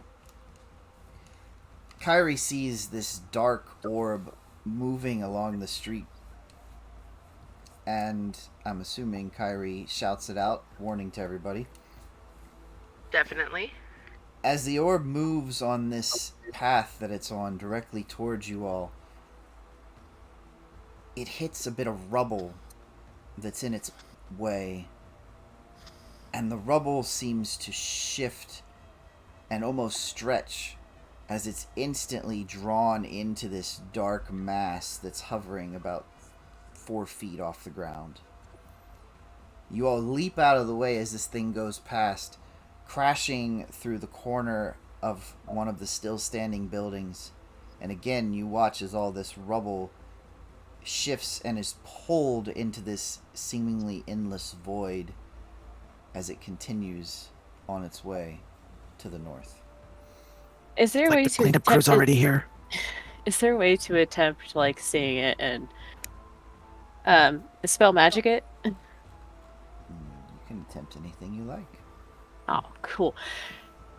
Malios is going to hold her one hand, holy symbol, other hand pointing directly at the orb and going, Bahamut, please remove whatever magic there is to keep people safe. Superhero at work. No. Absolutely not. Oh wait, you Attempt. can't Daughter of understand me, Bahamut. so Malagos, as you aim your spell in the direction no. of this orb, you feel the magic leave your hands, and you sense it going through the target, What? but nothing happens, as if it's not there. The fuck? Your spell has no effect. Well, that's not good. Jason's gonna cast Detect Magic at will and see if he can tell anything about the stupid orb. That was a waste. Well, that was actually telling. Just assuming the orb is stupid, that's toxic. Oh, the orb is stupid. Everything about Charir is stupid. Fuck him. I resemble that remark. Fuck you. You absolutely resemble that. Yeah, would Detect Magic tell me anything about it? Jason, what you see is something very akin to a gate or portal spell. It's connected to a different plane. This 2-foot orb that's hovering 4 feet or so above the ground. I can't tell what plane though or anything, right? No. I mean, you can try and make a guess as to what it might be other than the physical description you got. Would I roll Arcana or something to get a better idea? Yeah, Arcana I give you. 14. ignore my Arcana. There's a couple things this could be, as far as you're concerned. There are natural occurring phenomenons called void spheres, and then there's magic items called spheres of annihilation that could possibly work like this. So I can tell that's definitely not safe to like touch or anything, right? I mean, you can take whatever inference you like with a 14. No, I would say not safe to touch since it's like sucking things into it. Would I know how to close such a thing? You tried to spell magic, right? Yes. Melagos would tell Jason that too. She'd be like, I literally just tried to dispel it and it's like it's not there. I don't know what I would try to do. I'm gonna shoot a firebolt at it and see what just happens if it goes through or if it gets sucked into something. Alright, shoot a firebolt at it. Jason, as you aim for the sphere as it moves on its path away from you, the fireball kind of spins and is sucked into this 2-foot sphere. So what, this thing is just gonna stay here indefinitely? Well, it's moving further and Hey, further Smarty away. Pants Amber, what do you know? That's a good question. Do I know? Arcana check, Amber. Yeah, that's let's take a look.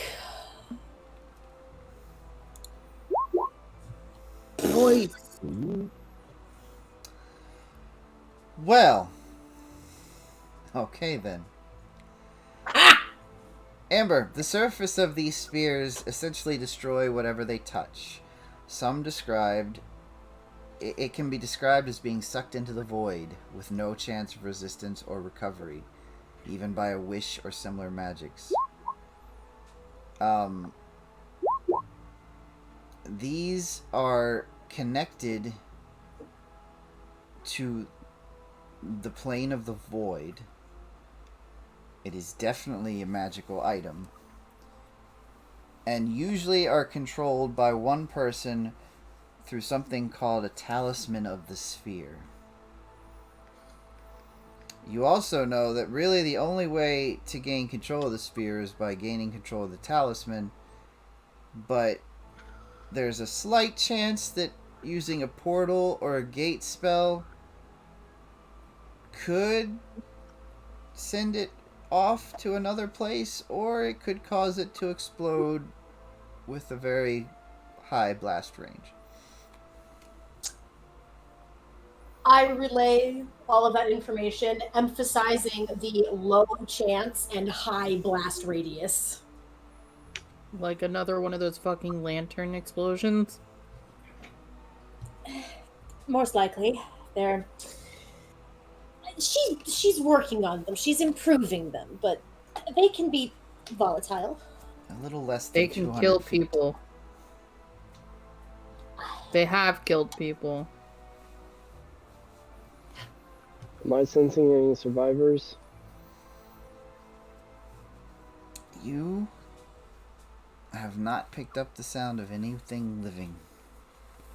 Do we think that this orb is like heat-seeking missile, like it knows where things are and then goes and sucks them up, or Right now it just seems to be following the street, and it's about to go out of your sight. you just created a fucking detonation Roomba? Oh, Jason's jeez. gonna keep following it. Put a knife on it, call it stabby. Fuck you and your vacuum, Doomer. I didn't create this. This is Oh, wait. Jason's gonna follow it. Amber talked about...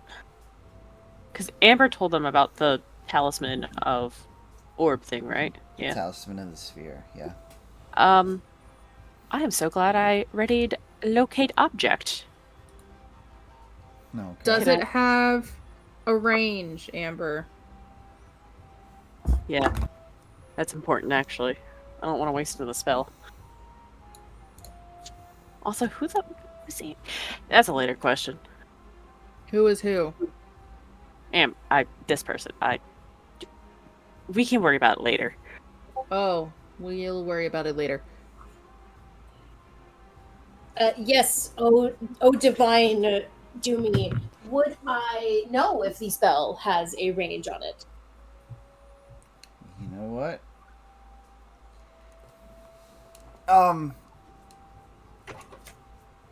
It would have to be within a mile. Oh, just a mile. I don't know what else you expected. Oh from me. This was shit! not A my very specialty. important part. I have to know the object and see it up close. Fuck.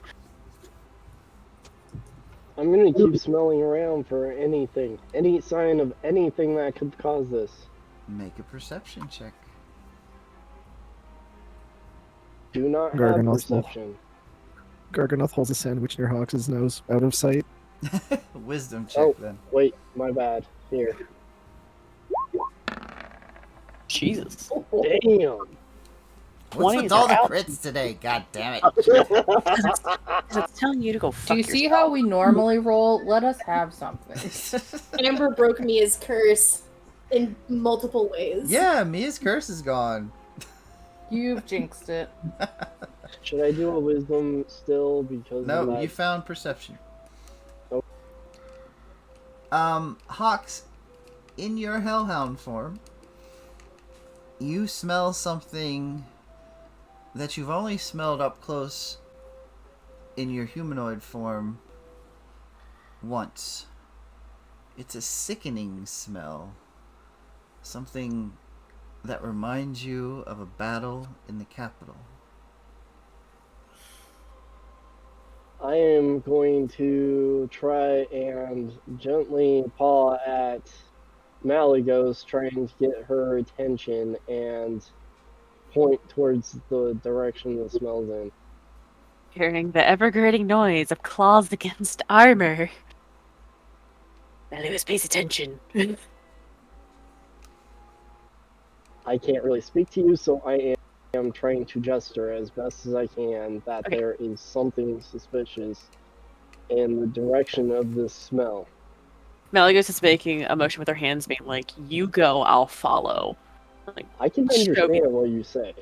Oh, I just did. can't speak. Malagos is like, lead the way, and then going to turn to the group, going, "He's got something." Go. Running I after. am suddenly a bloodhound and going after the smell. I mean, with a roll Doobie like doobie that, Where are you? why is it all black? It should not be all Oh, this- black. It's all black and Fantastic. red. Hellhound wins again. Dumey, it's cool if Jason just continues to follow the orb. I mean, if you want to follow the orb, you can, but you'd be splitting. Yeah, Jason's following the orb. Well, I mean, that's not a terrible idea because then you can Jason's always not letting something like that go like without like out of sight. That's incredibly powerful and dangerous. If you run into a Lamia, it's your own fault this time. If I won, If you run into a Lamia, it's your own fault this time. what's a Lamia? The thing in the crypt. Snake lady. I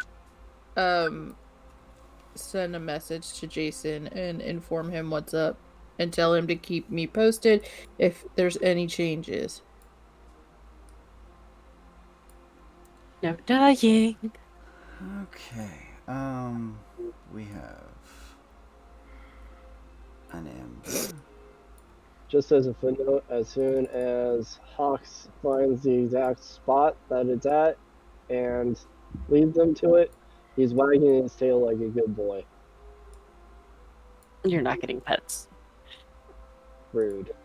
Sorry, not happening. We have a Garganoth. We have a Son of Daniel. Malagos. Son of Daniel. Son of Daniel, wife of Karen. Okay. Oh, how is Karen? No longer my wife.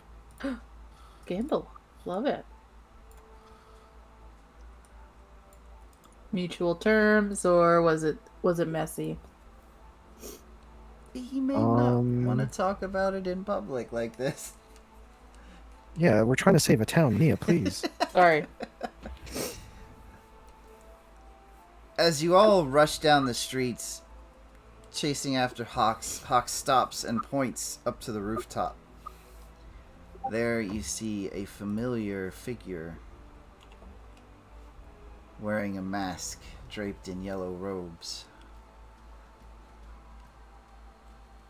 Feeling that he's suspicious because he has no idea who this is. He's growling at this figure.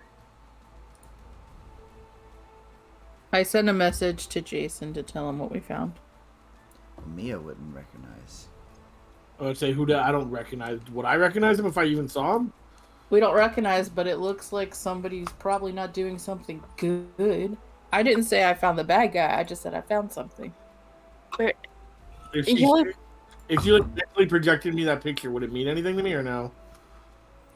Not to you, but Would Malagos remember anything about, like, the capital fight yeah, in the castle. I remember seeing. Is that? Oh, wow, God, we found somebody. There was like the thing. There was the guy with the The one bug. that had it out for odd. There was one who had it out for odd. The bugs. Ugh. I really don't But like. this guy and the roach The he bugs. rode in on. He's the one that almost like anytime someone got knocked down, they would get covered in like these bug roach things and would basically try to kill them. And Who is is the this? reason that like 3 people dropped when we faced them in the capital.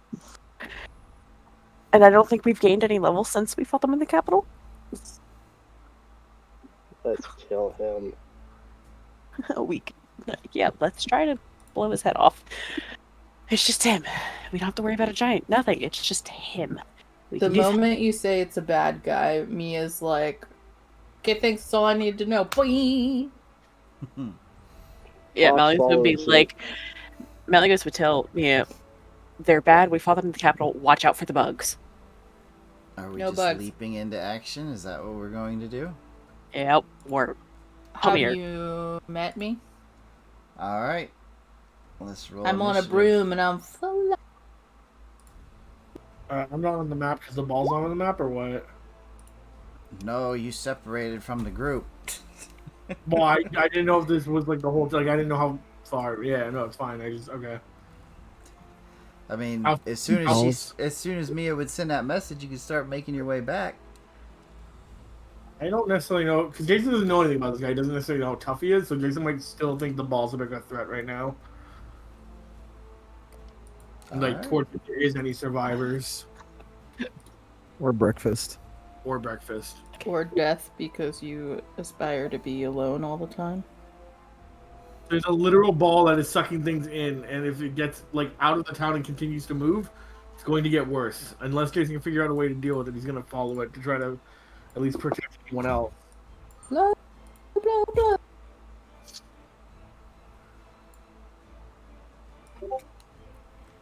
All right. Jason is going to the ball. has been set. And here we go. Garganoth, you're up first. Okay, what's the plan? Kill him. Windows. Kill him. Okay, and they're on top of the roof? Mm-hmm. And do they see us? We don't know. Okay. 1, 2, 3,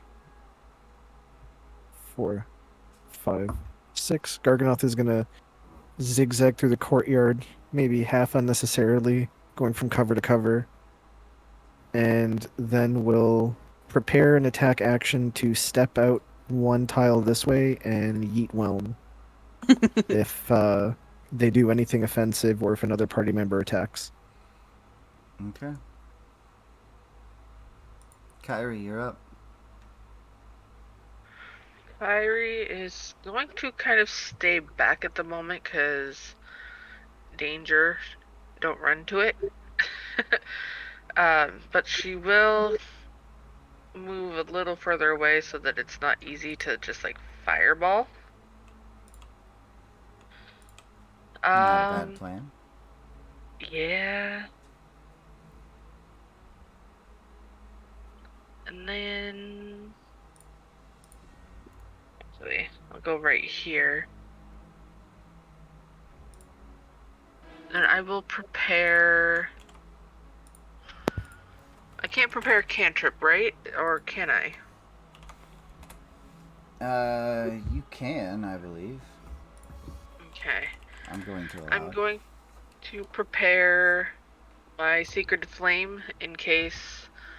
Actually, is it close enough? Better check that first.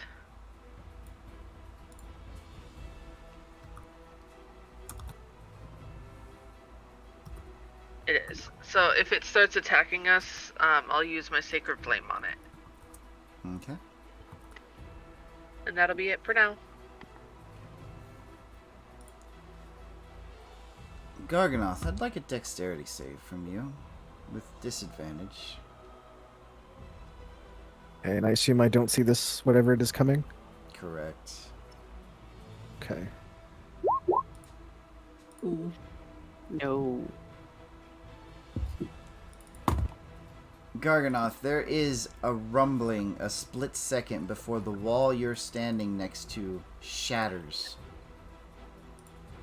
It's Attack on Titan. Garganoth, Hulking form breaks through. God damn it. I'm beating his ass. I'm taking my fucking sword Garganoth, back. Garganoth thinks to himself for a split second, man, I knew I needed breakfast. That's my stomach. Is oh my god! Then Garganoth faces him and says, my old friend, not friend. Hello, giant, my old friend. 23. 23. Gonna help you with that one. What kind of Garganoth. damage is it? Bludgeoning. Just physical? Yes. Bludgeoning? Okay. And give me a dexterity save. Another one? Do I see this one coming?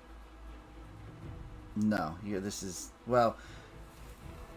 No, it's still part of the surprise. 5. Oh, God. So Garganoth is knocked prone.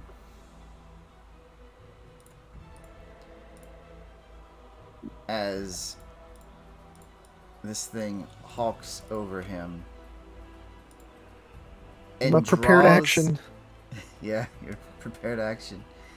Draws this massive black burning blade from behind its back and slashes down at Garganoth with advantage. This motherfucker will die today. I don't care what you say. He's dying today.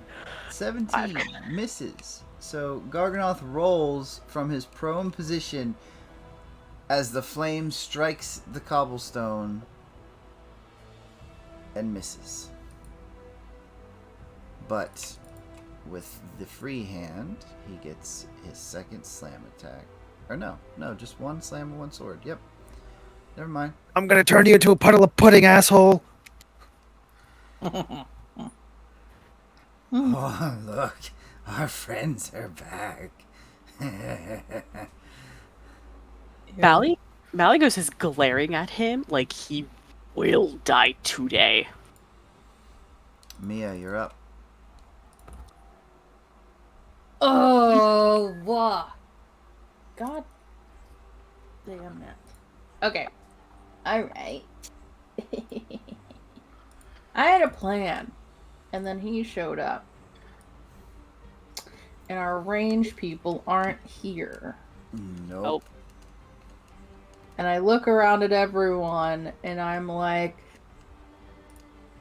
quick game plans. We need more than one person to focus on the caster because that's the problem here. They're the one concentrating with their item. Okay. Wait, do you see talisman on him? No, but I figure he's got a fucking staff and he's very far away from everyone, so he's a mage. And then I jump on my broom and I try to sneak past this guy so I can get to here.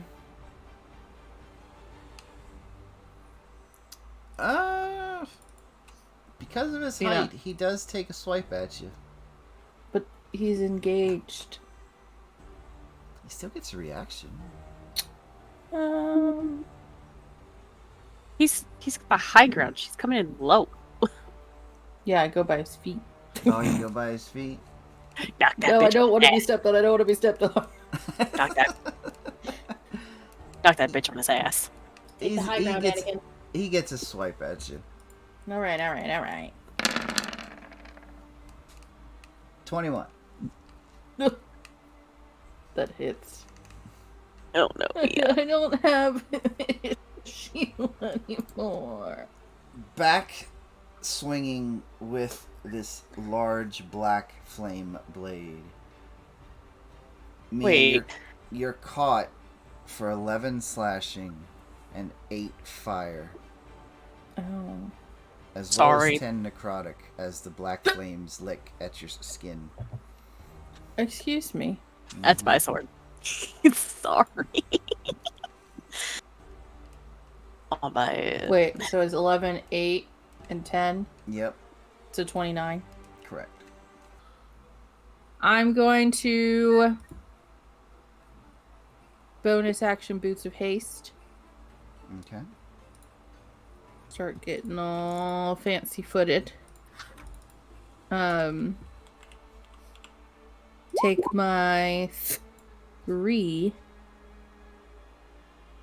attacks Okay. with my sword. My sword will be one-handed because I have my shield All right. with me. Slash. Why is that Nice. minus? Oh, I didn't call Great Weapon Master, so ignore that. Okay, so 21. Yeah. All right, first one's a hit for 13 slashing. However, as you hit, you feel a rebuke. Dexterity save. God. Of course. Good thing he only has one reaction. Oh, good.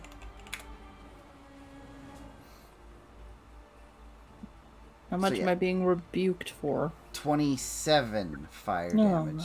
my god, I'm below 200 hit points. As your sword strikes, it slices through the robes, and you see the black of these flames spurt outward and strike you in the chest. But you can keep going. Swing it back. Son of a bitch. 13.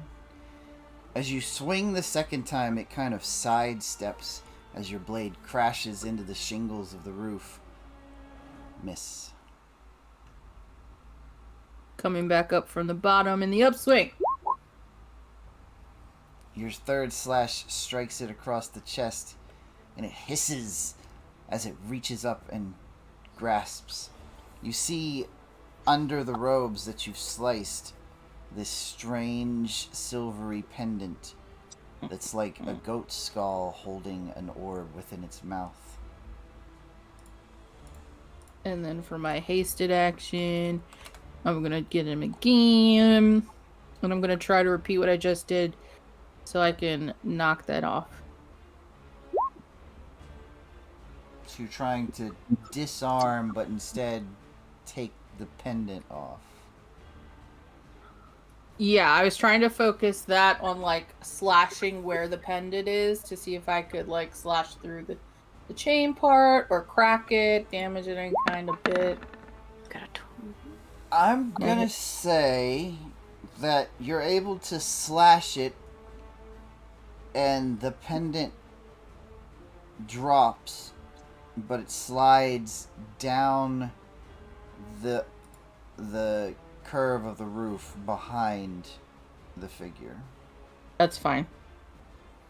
And I say, haha. Because I'm hasted, I get double movement. And because he used his reaction, he's a suck. So I'm going to slide down the roof towards the pendant. Okay. This is going to require a dexterity check to grab the pendant as it slides. Oh, man. It sounded cool in my head, guys. Man, you guys really did jinx it by saying it. Mia, as you slide past the robed figure and down the side of the roof, you attempt to grab to the pendant, but at the last second it gets caught on a shingle and you continue to slide. Slide onto my broom. I suppose if you had the broom there. Well, I don't know. With a 5 dexterity, you might have missed the broom. We'll say you fell off the roof, but you catch the broom just before you hit the ground. Cool. And that'll be where your movement ends. So, like, right here. Yeah, that's fine. Okay? Mm-hmm. The one-armed wonder. Your turn. I hate that nickname, but I also love it because it's perfect.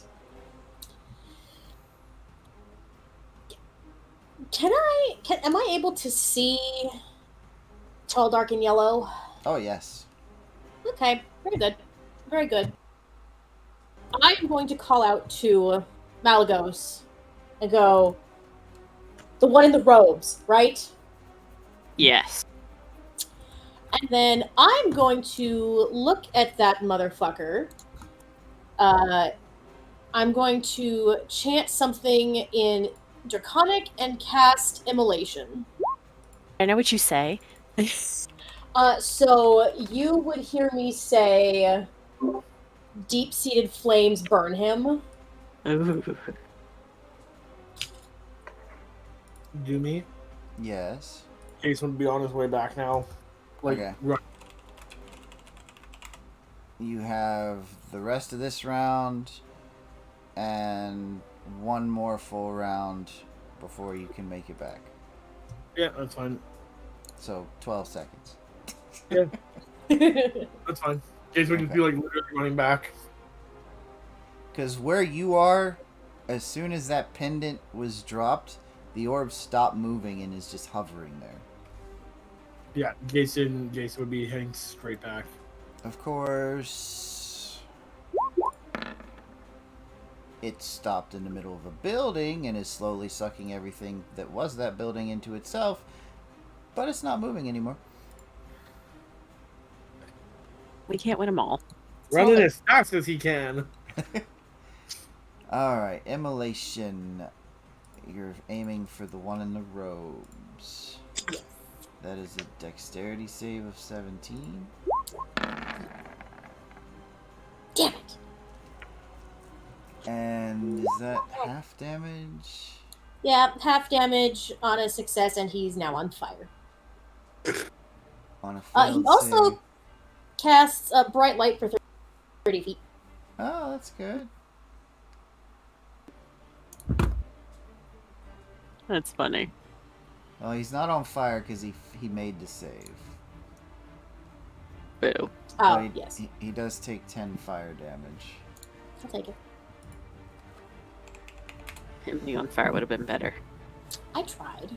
He was, or they were, looking at Mia until Mia disappeared off the roof, turning back just in time to see Amber's immolation coming at it. It raises its staff and points in the direction of the half-dragon. Anything else, Amber? Nope. I'm gonna stand my ground and stare it right back. Okay. I'm in danger. Hellhound. Well, the full instincts of the Hellhound have taken over Hawks' mind, and being that it's immune completely to fire, begins to charge at the giant and aim for its Achilles heel. Okay. He is going to be on the giant's left and bite at that heel, trying to rip it apart. And because I have pack tactics and Garganoth is right there, I do get advantage as well. Yep. Sounds good. I want my Nicely sword. A 20. That's a hit. 6 piercing plus 6 fire. So 12 damage. Alright. You only get one attack? I'm double checking. Yeah, it looks like it. Second. I do? Just one. Anything else, Hawks? Yes. After he bites in, he will release and fire breath that same spot. You can't do both in the same round. Oh, well, then he'll just chew on it and bite it again. Okay. Well, you can only do one attack. That's what I said. One attack Oh, at a I thought time. you You don't said have I had multi-attack. My bad. No worries. No worries. No, that'll be it then. Sorry. Djruthourhi overlooks the battle for a moment and smirks as it sees the Hellhound attacking its companion. The staff turns from Amber towards the Hellhound. Fuck off, Djruthourhi. Hawks. Wisdom save. No, no. Oh, you're not within 15 feet of me either. Oh, is that a Hawks? chart? It is a charm, yes. Hawk suddenly turns around on his allies. Well, he hasn't issued any commands to you yet, but you do hear in your mind, attack the red-blooded one. And you get an image of Amber. I'm in He danger. has turned around and started snarling towards Amber's direction. Good, Amber. You're so fucking good. It's fucking hilarious. Hey, Djruthourhi doesn't know every ability you guys have. Oh, he's about to find out. Hawks, friends, not food. And Hawk does Djruthourhi would not understand anything other than infernal now. go back down over the edge of the roof and pick up the talisman. Oh shit. Malagos' turn. I'm running here. He's not gonna be charmed no more. Run here, here, here. Homie rich. Sword comes out.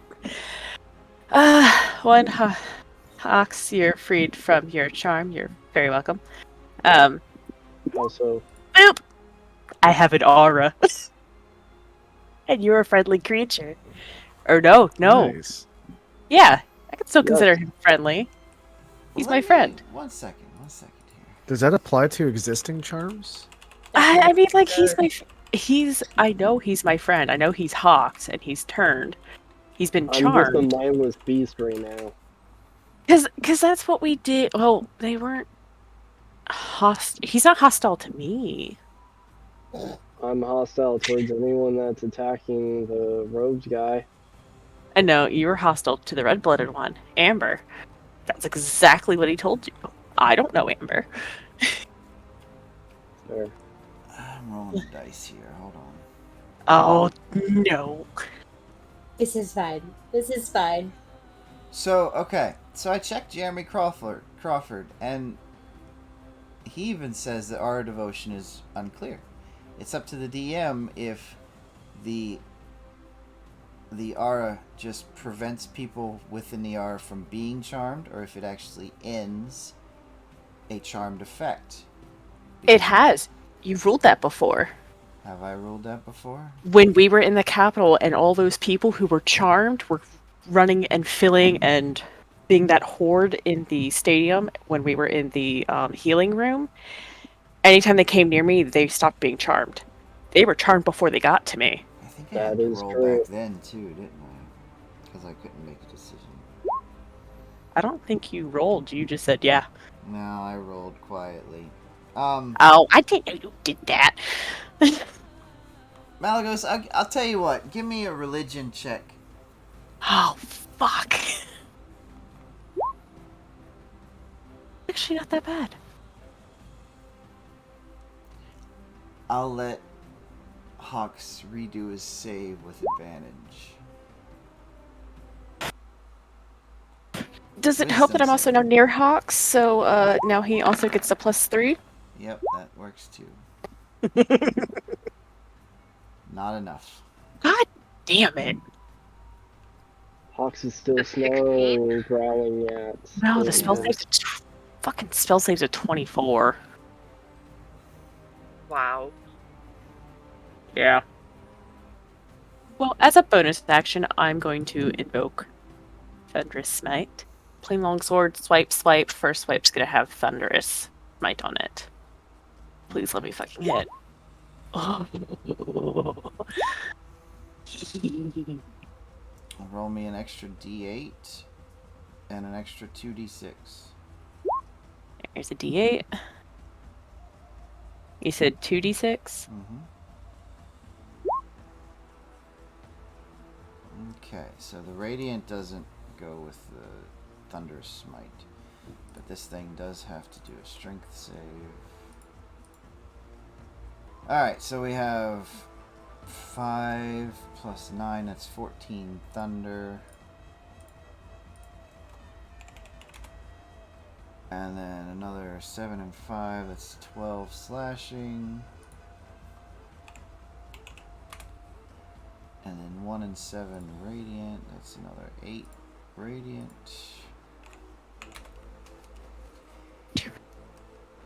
So yeah, Malagos, as you strike with this first one and the thundering goes off, this shockwave echoes out, but he doesn't even stagger.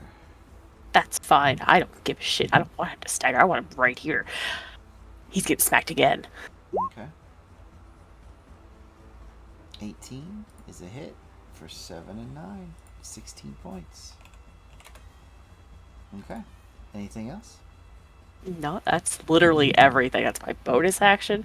That's my action. That's all my movement. Come here, bitch. You are prone on the ground, having just dodged this large flaming blade. Yes, I am. Okay. Garganoth rolls to the side, narrowly evading the charred blade slashing at his torso, and will use half of his movement speed to get up. Okay. And then, as he could see the flames lunging at Mia and causing her to fall to the other side of the building, out of sight, he takes off, dashing towards her in a mad sprint, shouting her name. Okay. 1, 2, 3, 4, 5, 6, 7, and as Garganoth gets here, he is pretty much about to jump up onto the roof with Whelm. And that's all I got. Alright. We'll wait there then. Kyrie, you're up. Alright. I am going to use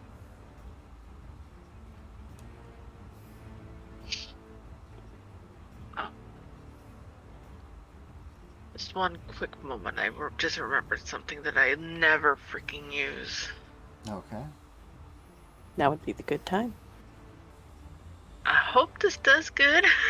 It's done good in the past. I am actually going to cast Wand of Wonder at the Yellow Mage. Gotta remember how to do that though. I think it was in here. There we go. That's not the one that can go boom, is it? It doesn't. You keep thinking it Random does. effect of 17. Let's see. Gust of wind, apparently. Unless you use a different table. 17? Mm-hmm. Yep, gust of wind.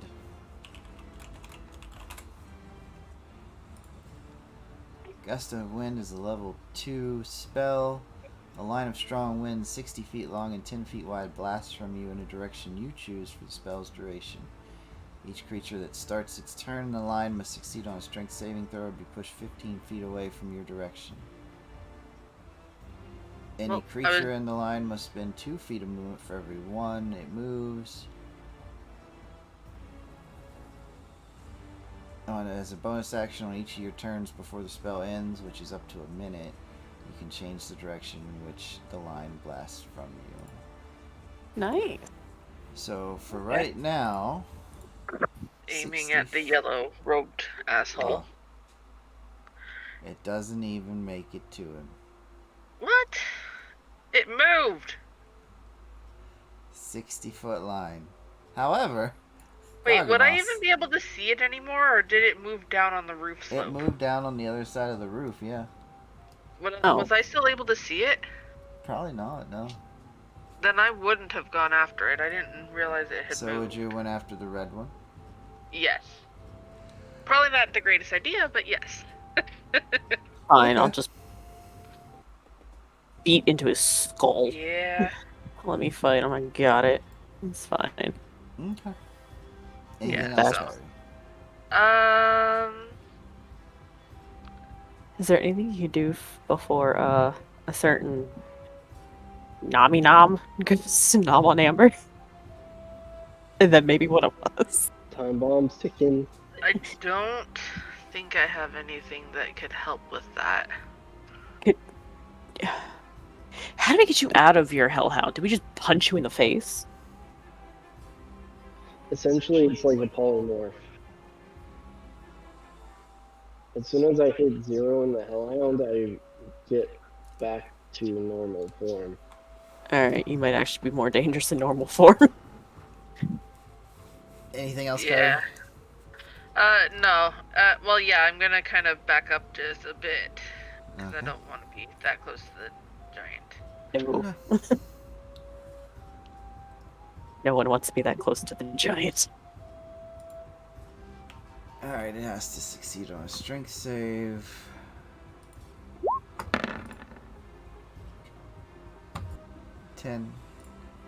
Push back 15 feet, which actually hits Malagos too. What? And the Hellhound. So now they're out of that line of air. But it will turn around on Malagos. Hi, buddy. Meet again. Slam. 21. Nope. Okay. And Oh, do I have a thing? No. okay. Do I have a thing where if he misses, I can, like, punch him in the face? I don't think you do. I don't think I do either. No, it's only when he attacks something other than me. Okay.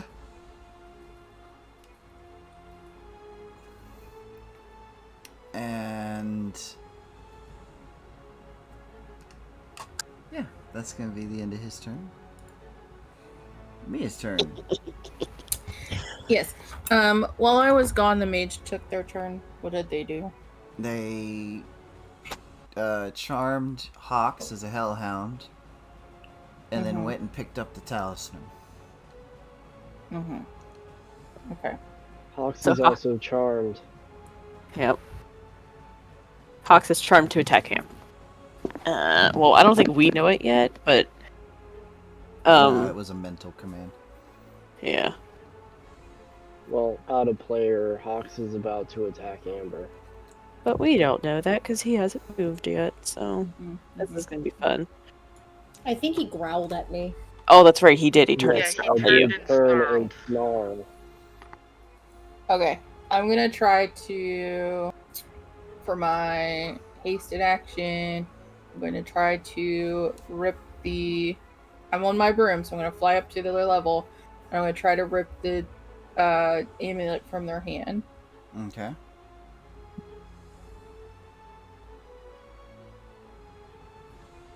With your hand? Probably. So a strength check versus a dex save. I hate when you say things like Oh that. my god. Mia's back, guys! You jinxed it. Yeah. Take a shot for me as crit fail. As you reach out on the broom, the robed figure pulls away. Just the blank mask staring back at you. Okay, well then I'm gonna use my action to swing 3 times at his ankles. Okay. I love when Mia gets mad. 23 is a hit for 12. 19 is a hit for 13. 19 is a hit for 15. So that's 40 damage total. And then But you get Well, wait, there's rebuked. more.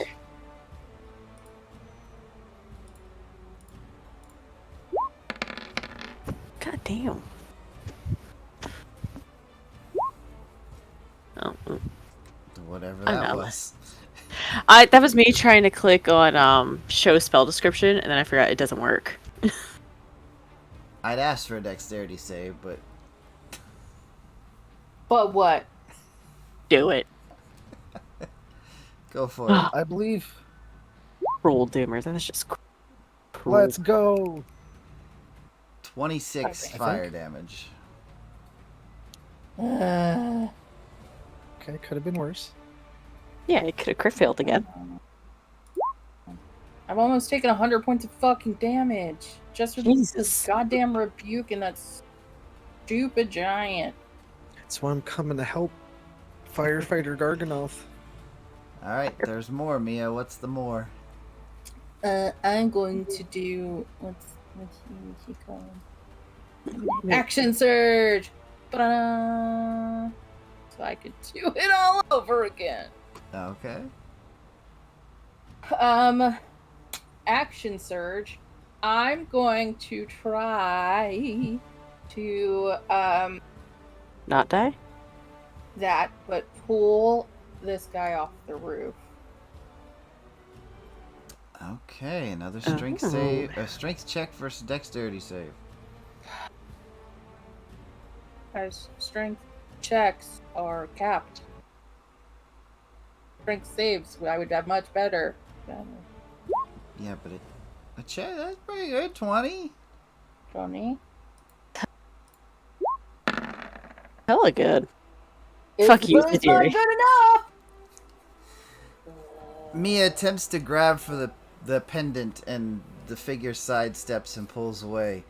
And then Mia slashes with her blade 3 separate times, striking the creature all 3 times, but an explosion of fire knocks Mia back a little on her broom. She attempts to reach out and grab the robed figure as she's pushed back, but misses at the last second and is left hovering there as she recovers. Yeah, but it's alright, Mia. Your hubby's here. Or will be this round. Yeah. Not helping me right now. Jason will get here just before Garganoth's turn. If I was a barbarian, I'd be raging. This might bring the rage out of me. Amber, you're up. Me? Little me? Mm-hmm. I assume I can no longer see Tall, Dark, and Ugly over here. Nope. The peak of the roof. You can see Garganoth's butt, though. I really don't want to see that. Oh. She has very specific taste. Shut the fuck up. Hey, would you prefer I had gone after your husband? You can have him sometimes. What am I, a timeshare? No. Yes, I get you on every third weekend of the month. And don't send him back after adjusting too much sweets. No, I'm absolutely going to send him back hyped up on sugar. He's impossible to deal with after that.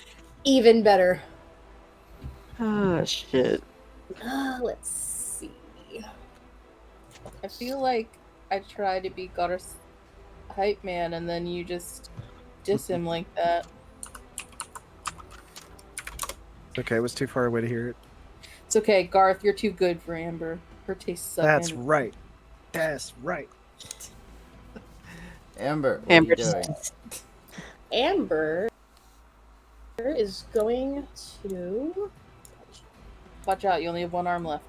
Yeah, I'm aware. Don't worry. I am going to cast, speaking of only having one arm, I'm going to cast Burning Hands at... Don't you mean Burning Hand? I was about to say, oh, you can't. It requires 2. And you don't got that. It's gonna be the whole campaign. I fucking swear. It's gonna be the whole time. At least you know what's coming. Oh, both you two assume I haven't predicted it.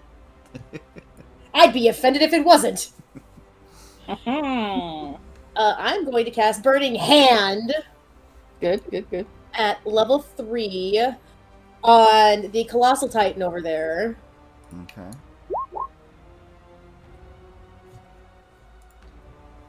15-foot cone.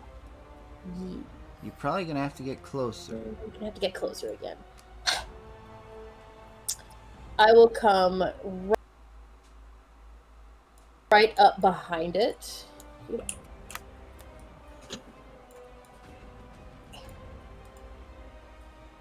Let's... Yeah.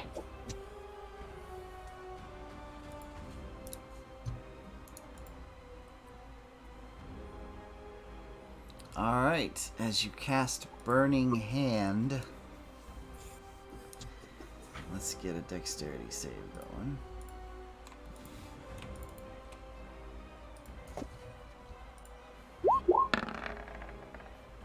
$17.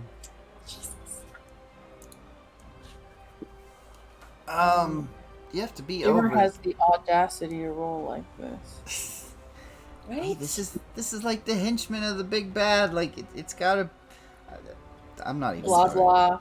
Your needs. This is 10. the silent spell all over again. 10 fire damage as you barely singe the back of this guy's skinless form. Ugh. Anything else? Just loud, angry, draconic swearing because Amber's not used to having people that actually speak draconic around. So just very, very colorful swearing. I've insulted his mother a couple times. You kissed your mother with that mouth? Ooh, awkward. Oh no. Hellhound, you have your orders. Here we go. The Hellhound's going straight through the giant's legs at Amber. Great. Use the big one. Somebody. It is going to howl really menacingly and deafeningly to the point where most can hear it in the area. And fire breath on Amber. Point blank.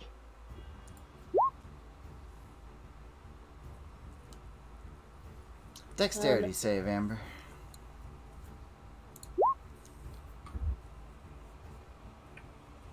Make the dex save. Roll me 66. Haku. 18, and Amber, you take half of that. And I have resistance That's to fire a damage. 5d6. Never take like half of that because he also. Yep. Hold on, that's 5d6. I messed up. Oh, one more. Give me one more then. 21. So it's down to 10, down to 5. That's not bad at all. I mean, pick the best person to have to go after, honestly. Right? Fire, like, I was like, whatever, not even worried. You watch as the Right? Hellhound takes a deep breath and blows fire across Amber. And there's this billowing of flames around the red half-dragon. And then when it dissipates, Amber's standing there, almost unsinged. Looking at the Hellhound going, hey, dumbass, the big red guy in front of me. Still going to snarl, looking directly at Amber's neck next. Can I growl back at him? Yeah. Let me go up and I'm not roll. back yet. You said Dumey, right? You will be before Go ahead and roll me your initiative roll. Oh wait, I gotta put you on the field. Hold on. Okay. You'll be Sure coming in like thing. right there. Where are we? Sorry, I lost track of my head. It's Gold Guy's turn. Yes, it is. It's going to use Plague of Worms on Mia. Gross. Bugs. I just hate how that sounds. Dexterity saving throw, Mia. Thanks. Good Oh, luck, I have mate. advantage though because of my boot. Okay, here goes everything. Oh boy. Mia, you take 25 necrotic damage as these worms seem to grow and reach out from underneath the robes, snagging you in air, wrapping around your limbs, digging into everywhere they can reach as they wrap over your eyes and restrain you as you hover on the broom.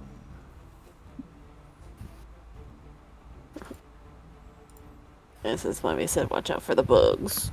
You are restrained and you are blinded. And the 25 necrotic. And then Fuck you it's and your leech. Going to 1, 2, 3, 4, 5, 6. Fuck off, sir. Thank you Those very roofs are the same elevation. Yes. Convenient. This one's lower than this one. Hmm. But because it's at the bottom of the steeple. So Garganoth would see him crossing over here, right? Pretty much? You'd probably notice it. Yeah. Okay. Malagos, you're up. Yes. I'm just unleashing on this man. Da. So we're gonna whoop. Oh, goody. So that's also going to include this because I'm still concentrating. Okay. So that's 10, 17. And then Lenmoa. That one misses. Fuck. For a bonus action, it's not concentration. He's gonna do a strength save.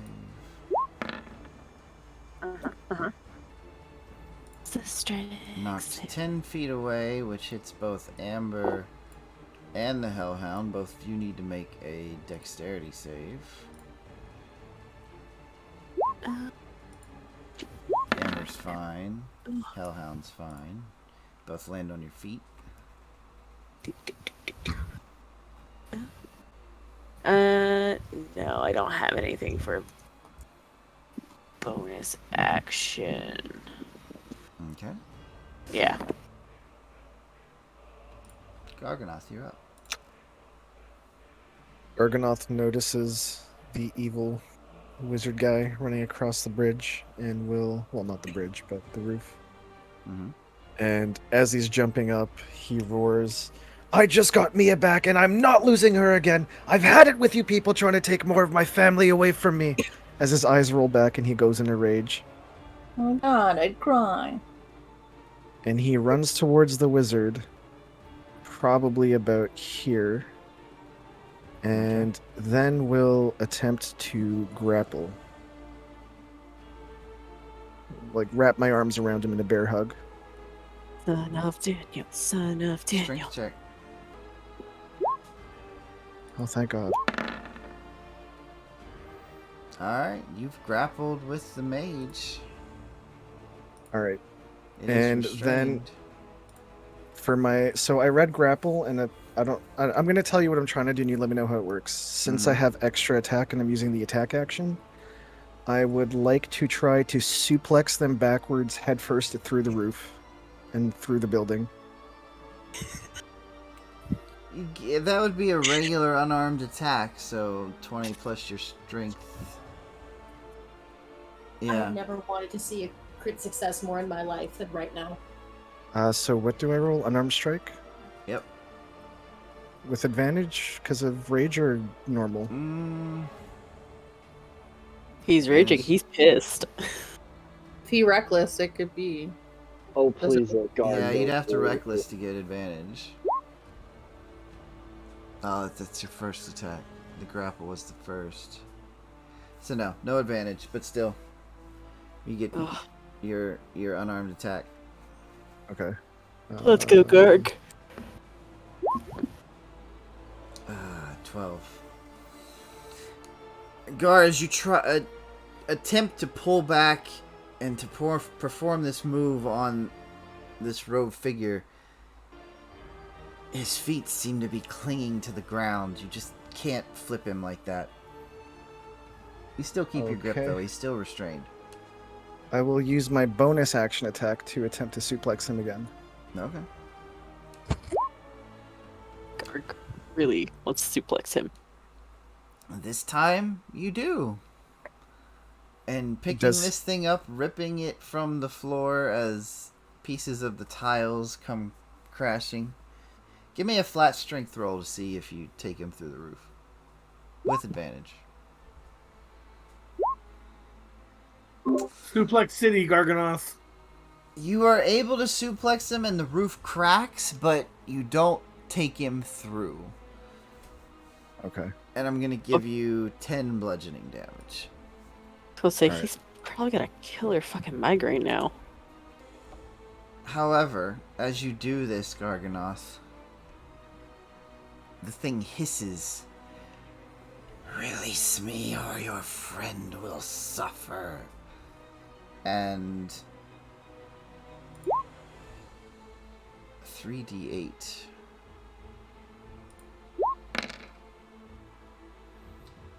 Mia screams out as the worms dig in, drawing out 16 necrotic damage. Fuck. Garganoth shouts, "Release my friend or you will suffer!" Kyrie, you're up. So Kyrie is going to end the gust and try the Wand of Wonder again to see if she can get something better at the... Actually, would she be able to see the Yeah. yellow asshole now? Mm-hmm. Garganoth has a hold of him. Okay. Oh, that might be a little dangerous. Go for it. Just for... Use magic, use magic, use magic. Okay, I'm gonna use the Wand of Wonder on the yellow asshole. Okay. And... see. 35. An animal appears in the unoccupied space nearest the target. The animal isn't under your control and acts as it normally would. Roll a d100. Oh no. Dorky. Oh, yay. You know what? We cheered 92. for this. A rat Just summon. appears. Jeffrey appears. Jeffrey, we've missed you. You had a Jeffrey. chance between a rhinoceros, an elephant, and a rat, and you got the rat. Yeah. A very And confused... this is why I haven't used this wand in years. A very confused, very surprised rat appears. It crawls up the wizard's robe. I will put the Wand of Wonder away because it has pissed me off and it is now in the bag of shame. Oh, by the way, the rat scurries off in this direction.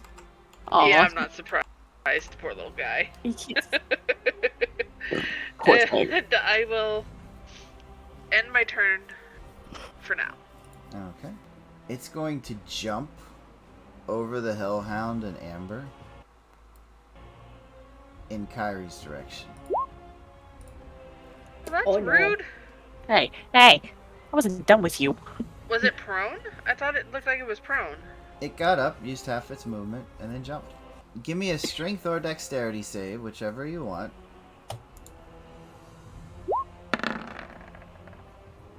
Much would rather anyone be. 11 The plus +4 is not there. Okay, so 11. It's a +1 only from Tomorrow. You are knocked prone as it slams down on top of you. And you take 3d6 plus 4 bludgeoning.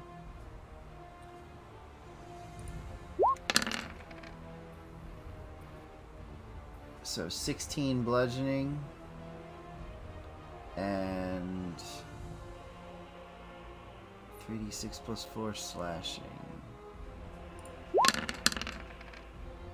And 14 slashing damage. Jesus fuck.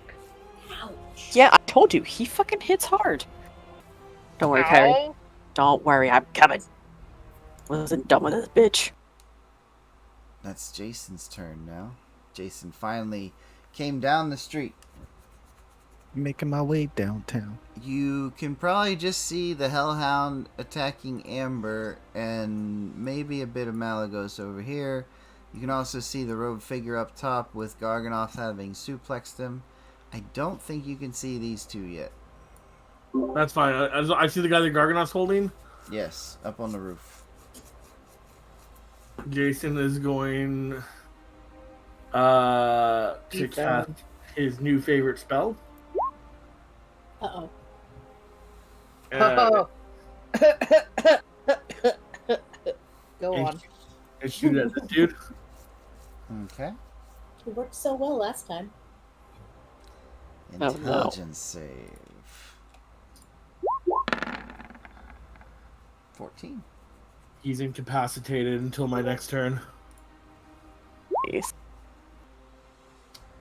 Well, we're just gonna have to use the legendary resistance then.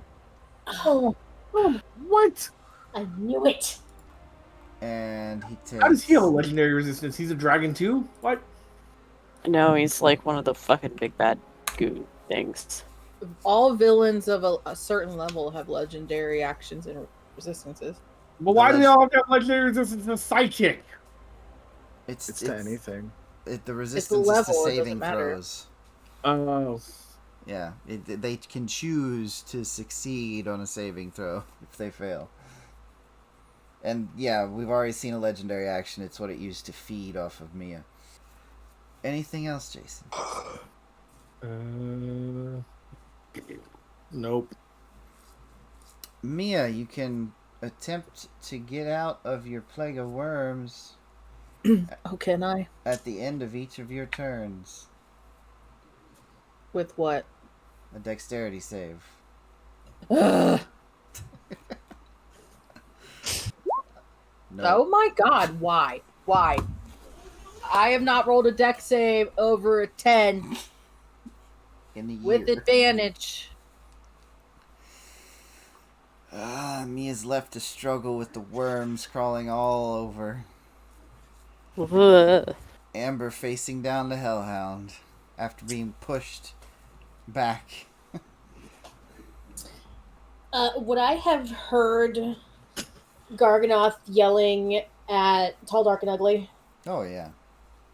You're on Would the I have way. heard Mia scream? Yeah. I was shouting for what it's worth. I don't know. Mia, did you scream really loud? Or did you hold it Sure. back? Sure. I was gonna say if Gar could have heard her scream. I wouldn't have screamed like, I would have been like, fuck your mom! Duh! So there you go. Okay. That's what you would have heard. So, yes, I would have heard that. I would have turned towards Tall, Dark, and Ugly. Come on, turn towards Tall, Dark, and Ugly. There we go. And I'm going to cast Scorching Ray. Okay. An 11. It goes off, shooting between the two grappled subjects, and misses. I cursed you. I'm sorry. Aw, thanks. It was unintentional, but it happened. Yeah, just more draconic swearing, and that's about it. Hellhound, you're up. Hawks leaps at Amber, aiming directly for the neck. Good. Good, Jesus. 9. That's a miss. Okay. In that case, I land over here behind and smack against the house wall. I like to think that he would have leapt over what remained of the right shoulder, Sounds good to me. so there was nothing to grab. Yeah. That works.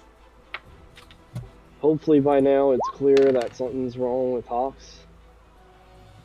Yeah. Eldritch Blast on Argonath as Argonath's holding on to him. 16. 26. Only one of Ouch. those hits. 7 force damage Okay. as he tries to get you off. Mm-mm. Malagos, you're up. Goody. Malagus is gonna go. You motherfucker, I wasn't done with you. Oh shit, I gotta click this. Run here. Mm-hmm. Look at Hawks. Smack him with the back of her sword, going so non-lethal damage. 18 meets. Trying to smack him out of his goddamn whatever the hell he's dealing with. And you're within Nice. 15 feet of me, so if you make a saving throw, you get a plus fucking 3. What are you trying to hit? Oh, he's like, She's hitting me. Malagos trying can to- tell he's I figured Malagos could tell he's charmed because like she's seen the effect before, Oh, and okay. Yeah. so like she's trying to like beat him in the head to get his head straight. Well, he Bad dog. takes 12 damage. Ah, bad dog. Yeah, minus 12. There. And then she's hear gonna turn, Clang, clang. and then she's turning to the giant and going, "Fuck you." Oh shit! I was still. That would have been on there too. An extra like, sorry.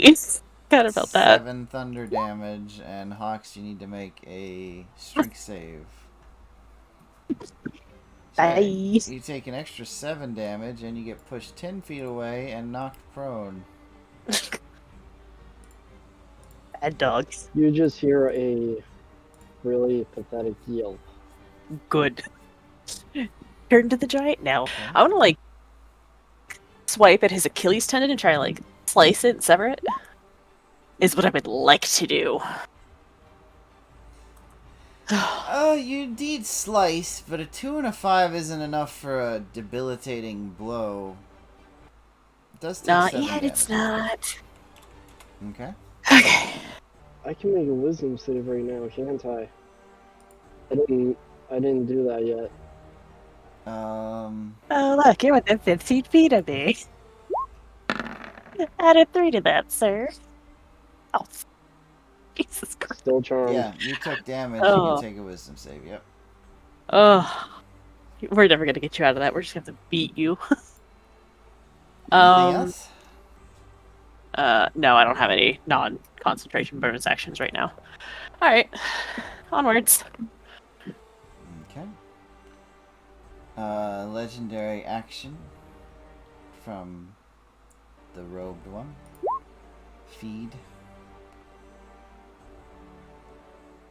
Jason's about to be real unhappy. Another 14 necrotic damage from Mia. No, I'm Why gonna is she die. really unhappy? Your wife is being eaten alive. I am almost under 100 points. And I can't even take a turn to take a potion, so. Garganoth, your turn. So we've all seen Hulk thrash Loki around in the movie, right? We have. You're right. All right, so Garganoth is going to do something similar. Puny god. That's wonderful. I personally would love if you would owlbear them. With reckless attack. Knock him up. Okay. Kick his 5 and 5. ass. That's 10 more damage. I'm still trying to put them through the roof, so if that happens at any point, just know that that's my intention if it ever gets Give me another there. strength check.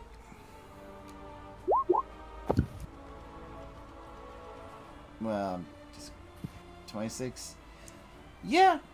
You, crack the roof at this point. You both fall.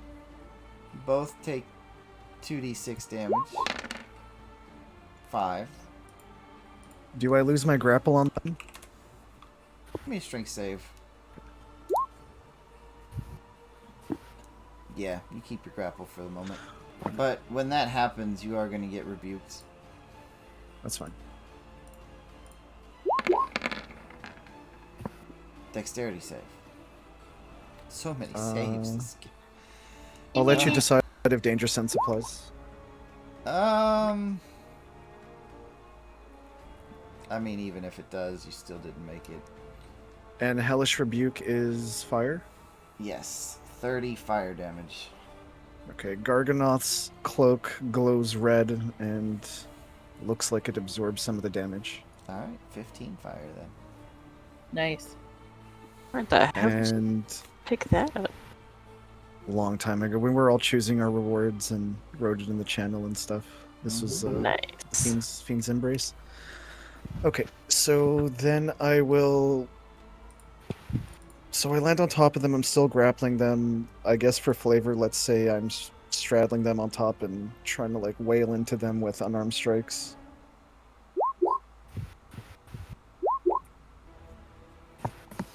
also need a wisdom save.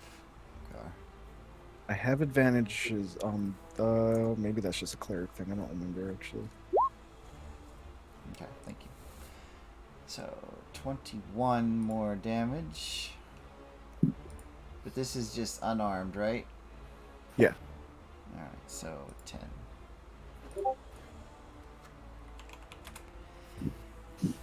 Alright. Garganoth just crashing through the roof. Of course, this is open over here from where the big guy broke through. Oh, so we still has line of sight? Just wailing, yeah. Oh, okay. Kyrie's Alright. turn, though. Okay. Prone. So, even though I'm prone, would I still be able to see the yellow asshole? Yeah, probably. You can probably see it in the building.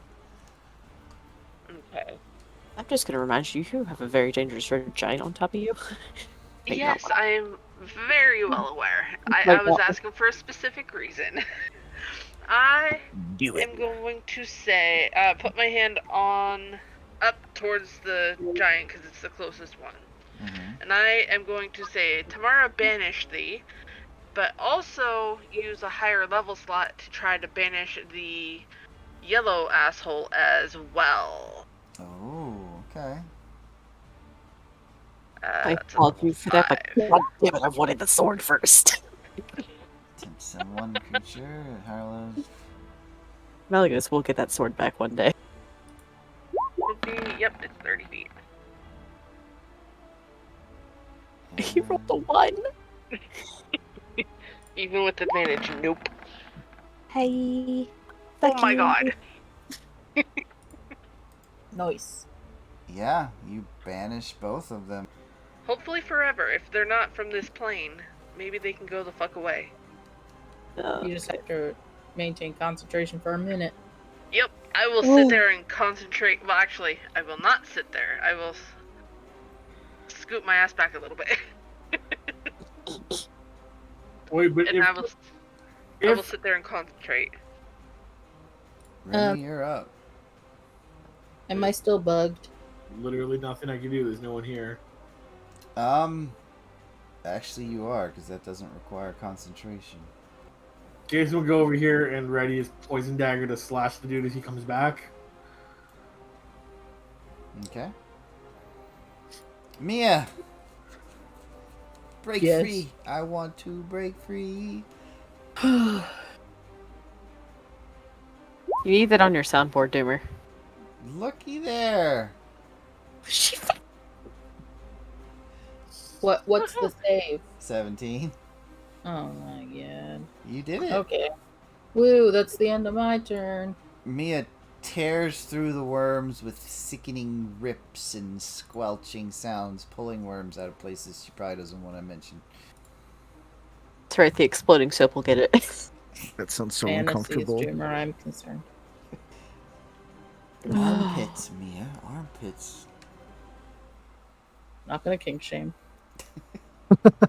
And that's the end of Mia's turn. Amber, you're up. Still facing off against this hellhound. Amber's going to kink shame. Wait, is the hellhound Would I still still be charmed charmed since with it the gone? Does concentration break? If you're I think it does. Yeah. They're on another plane of existence. Yeah, why the Yeah. heck would they Like you were doing, concentrate? he'd have to break the concentration because Yep. Ox just snaps out of it and cowers down, feeling horrible about attacking another person. Bad dog. Bad dog, bad. I am just sitting there. I would have turned when I saw that Tall Dark and Ugly left. I would have turned towards the Hellhound, and upon I would have started to prepare my breath weapon. But seeing him just sit there and cower, I'm just gonna hold an action Okay. with flames just sitting. So the Oh. hell I can see there's flames sitting in my mouth. I am cowering down like that, like how your dog, if you've ever owned a dog, knows they're in trouble and just feels extremely terrible. about what they did. Ears back, the pouty face. Oh, they're not upset about what they did. They're upset they got caught. Yep. Well, in this context, The guys that you banished are going to be back in a mid-in anyway, no? If they're from this plane. Yeah. So for the we next stay there until they're ready. 9 rounds, is anyone going to do anything except for just wait? Yes. Probably some healing might be a good idea, but Kyrie ain't gonna do nothing but concentrate.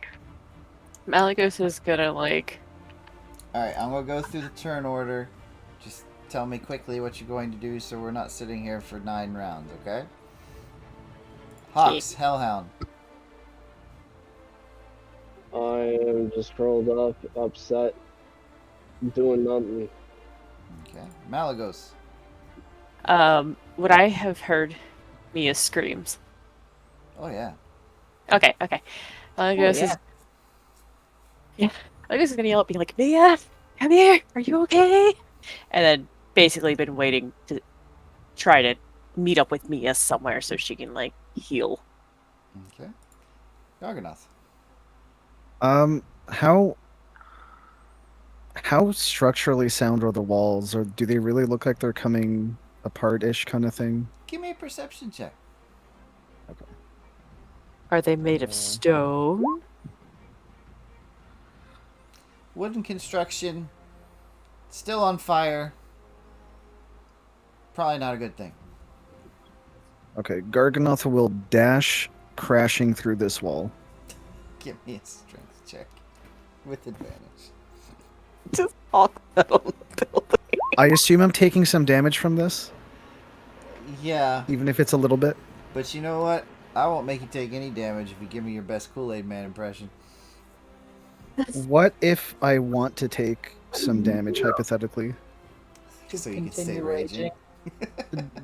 Oh, I'll make it Oh, a D4 yeah. then if you give me your best Kool-Aid Man impression. Garganoth crashes through the wall saying, "Oh no, ow! I mean, oh yeah!" Okay. I'll take it. Beautiful. And then I will Take 1 dash damage. to... and then I will dash to Mia to check on her. Kyrie, still And- concentrating. Oh, sorry. Go ahead, Garganoth. absolutely. No, that's all. Okay. We're just gonna offer a potion. Or try I to, am like, gonna stand feed- up at some point, though, so I'm not prone. There you go. Jason. Jason's gonna move here and ready a spell for whichever one he sees pop up before him. Mia. Mia's just like rocking back and forth on her broom, like that was the worst sensory moment of my life. We And warned it you. hurt. So I'm going to bonus action take a superior healing potion. I was gonna say, do you want to know where? Tell Malagos where she is, and Malagos can do heals. Garganoth offered you a potion too. Okay, hold on. So is this superior? Let me roll mine. I can't pour it into your mouth, but I'm holding it with my hand outstretched. So it was a bonus action. And then for my action, I will take Garg's healing potion. Is it just a regular potion? Yeah. Okay. I need over 100 hit points to get to my maximum. Okay. Yeah, that's why I was trying to get you to me. Okay, well, you know, I got I know. Garg came over here. I can't be rude and just ditch him. Right? It's cool. Or you can. And then I look over and I'm like, thanks. You're the best dwarf I've ever known. And I would be very sad if they hurt you. Garganoth blushes and says thank you. You're the Best best. dwarf ever. But I'm gonna fly over to Malagos and get more heals because I feel like all of my life is being sucked out of my body, one little wormwood at a time. Garganoth says he doesn't kink shame. Alright, so Mia flies. Mhm. Amber's up. I'm going to move backwards towards Jason, just keeping my eyes fixed on the Hellhound with the fire still just right there. Okay. Like I'm going to move back about there. Not saying anything. Just eyes fixed. Malagos. All right. So if Malagos wants to do healing, I'm going to say go ahead because I don't think anyone's going to change their status for the next 45 seconds. Right? Yep. Me is hurt. All 65 lay on hands and Tamia. Oh yeah. Austin's really hurt too. You regain your health once you're not a Hellhound anymore. Yes, bopping you on the head didn't do anything. I keep forgetting. I pop out of that. I'm gonna be fine. Never mind. You'll probably have a headache. Oh. Okay. So, as we go through and the time ticks down and Kyrie's holding concentration and nothing else is attacking. I'm gonna take another Supreme Potion. I was gonna say, how much more healing do you need after Superior Potion. 47. Okay, before you take the superior, I can cast Beacon of Hope on you, so you get the max number of hit points possible from any healing. Cool. Uh-huh. I just thing, Mia, or anyone who wants to take healing potion to go. Keep them safe. Just staring at you going, take that healing potion now. Superior's 8d4 plus 8.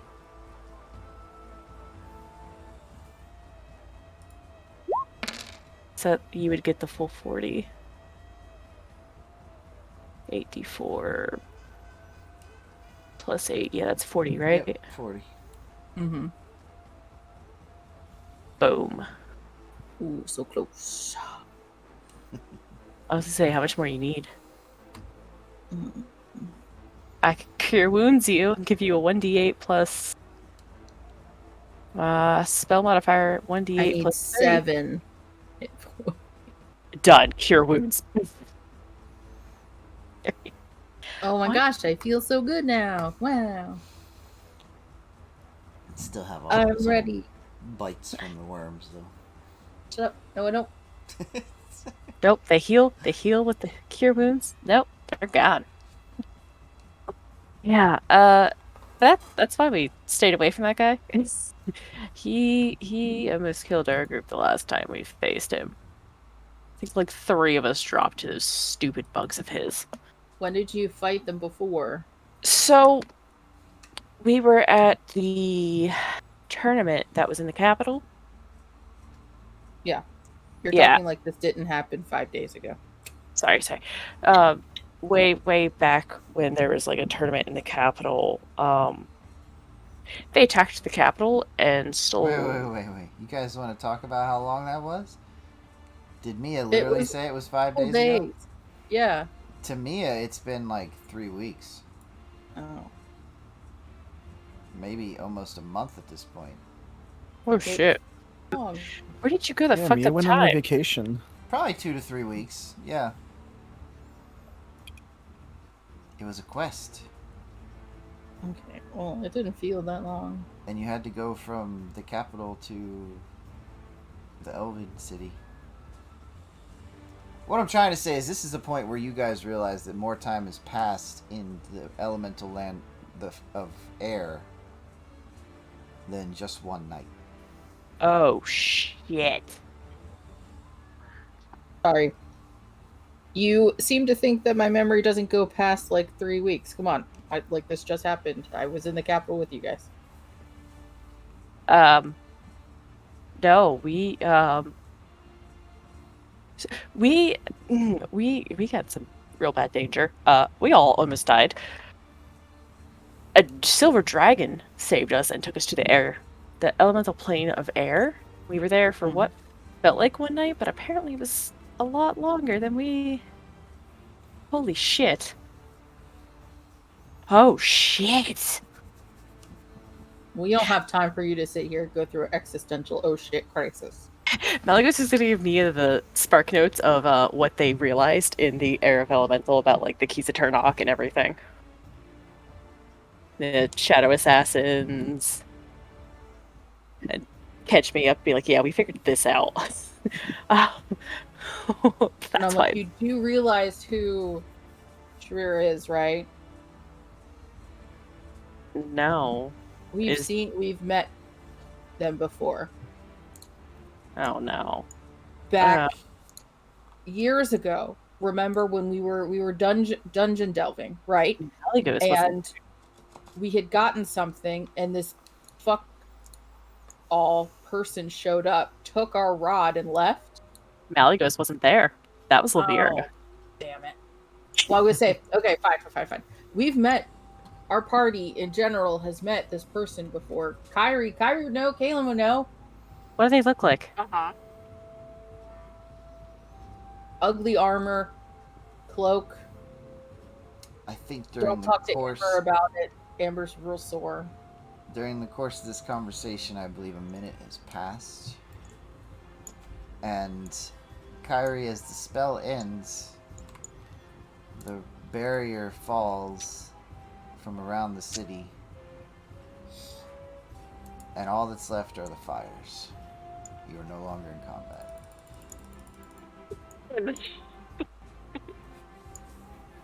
We'll Now just it's- explain that as soon as she feels that they're actually gone. Hawk's feeling bad is going to whimper up against Amber. You two could continue your conversation at this point if you want. Yeah, Malagos is especially gonna if- just... Especially if Malagos had explained what the sword was to Mia. Uh-huh. Oh, yes, she would have. Mia would look over to Kyrie, who just gave that confirmation, and then look to everyone and say, all right, I need everyone to circle up. Garth, come on, over here.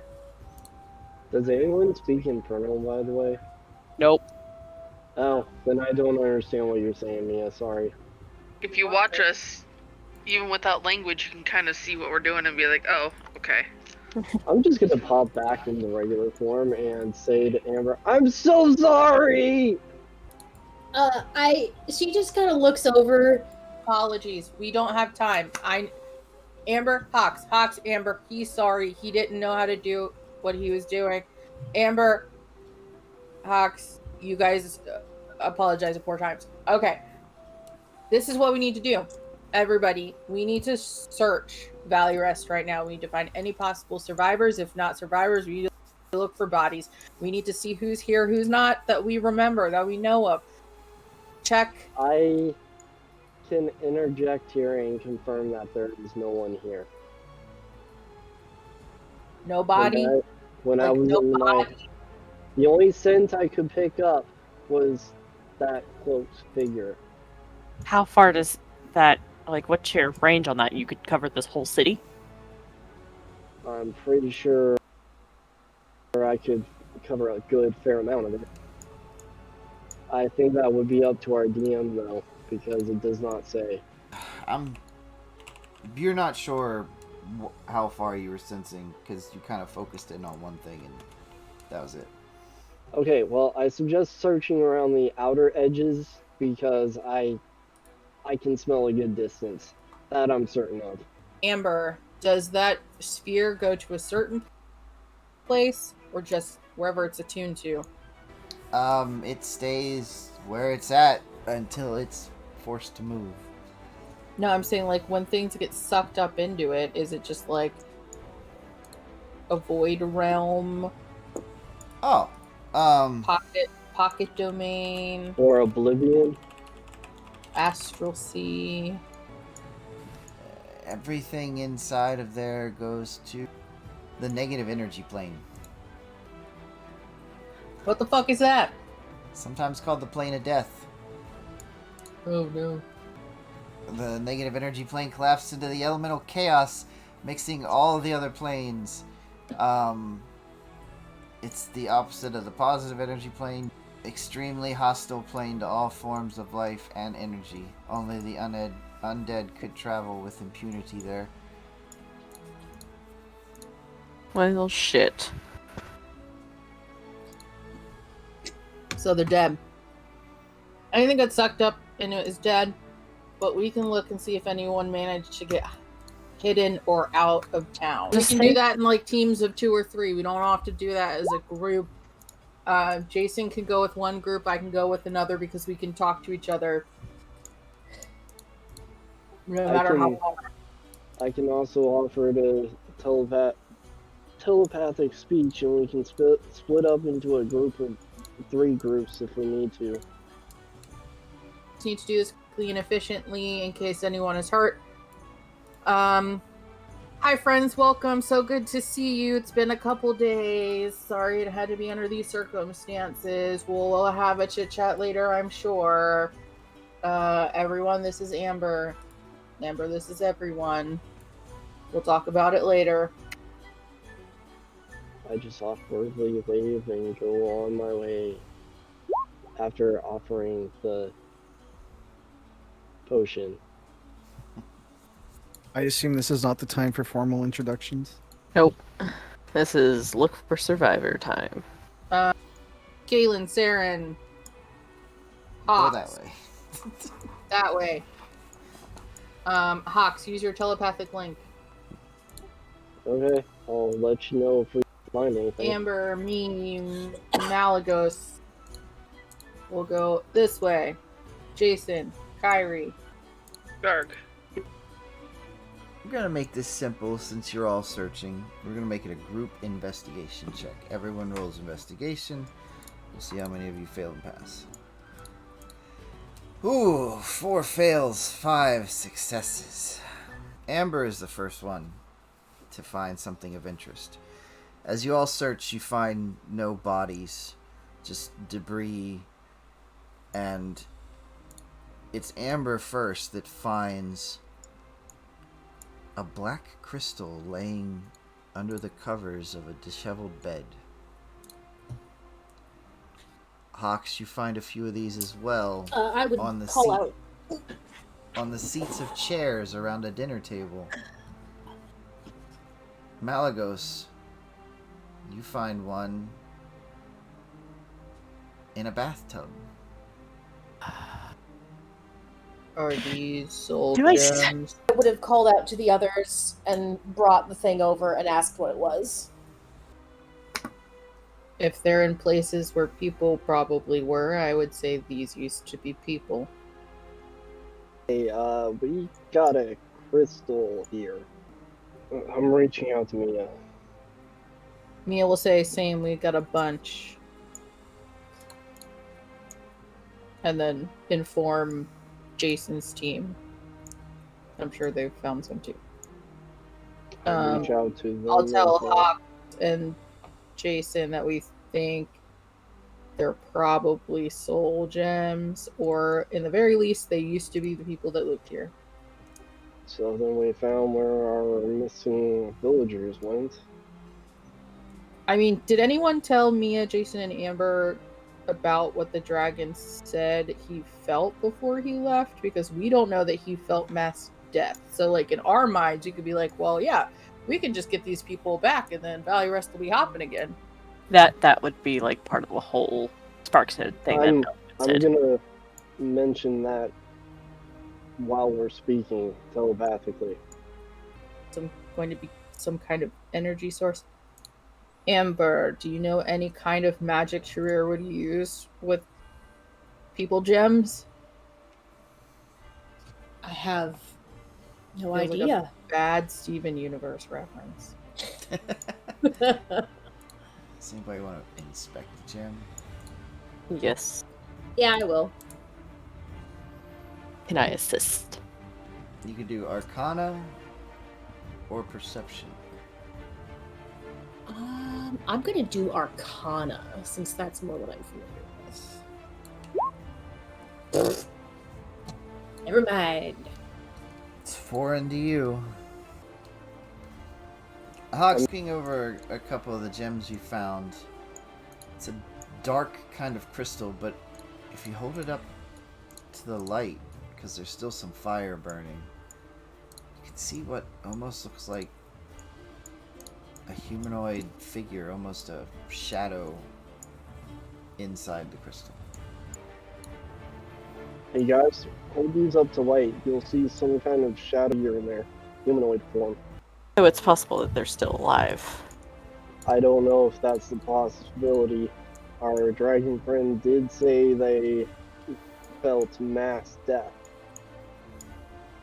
Right, but It then might be something else. I wonder what would happen if we broke one open. I feel like that would be a very bad risk. Amber, what would happen if I broke this? It's entirely foreign to me. I have no idea. I brought you along because you're smart. You, I'm gonna roll I just- history. I shoot Mia a look. Can I roll history to see if I remember anything like this, Surely. such as like having to do with the Shadowfell? Surely.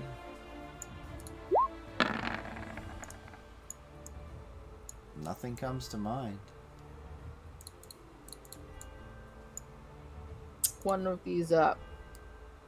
Since I have previous dealings with a shadow entity, does it trigger anything? It feels, when you hold one, it feels familiar. Almost Oh boy. like this might have been the final form of what was happening to you. Gonna be a little gem baby?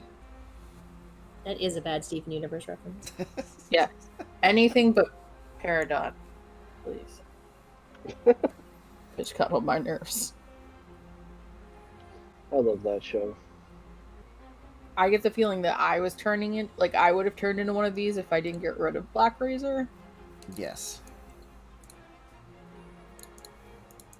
So these could be a byproduct of Black Razor. Or the Shadowfell in general. This is Shadowfell magic. I'm speaking out loud to Amber and Malagos. I'm not thinking to say it in my head. When I left, I was cursed. Again, we'll have to go into that later. Just take my word for it. I was in a bad place, and if I would have not gotten healed, I would also be one of these. That's what that fucking sword was doing. Then how the So at this point, I think your homie's in the Shadowfell, friend. Like, that's where he's been. that would make sense, especially if all of the Horde was cursed the same way. Then he could have used anything from the Horde, including the gold. Right, so what changed him? He found a cursed weapon, cursed object, something. He went over to the Shadowfell, ate a pomegranate.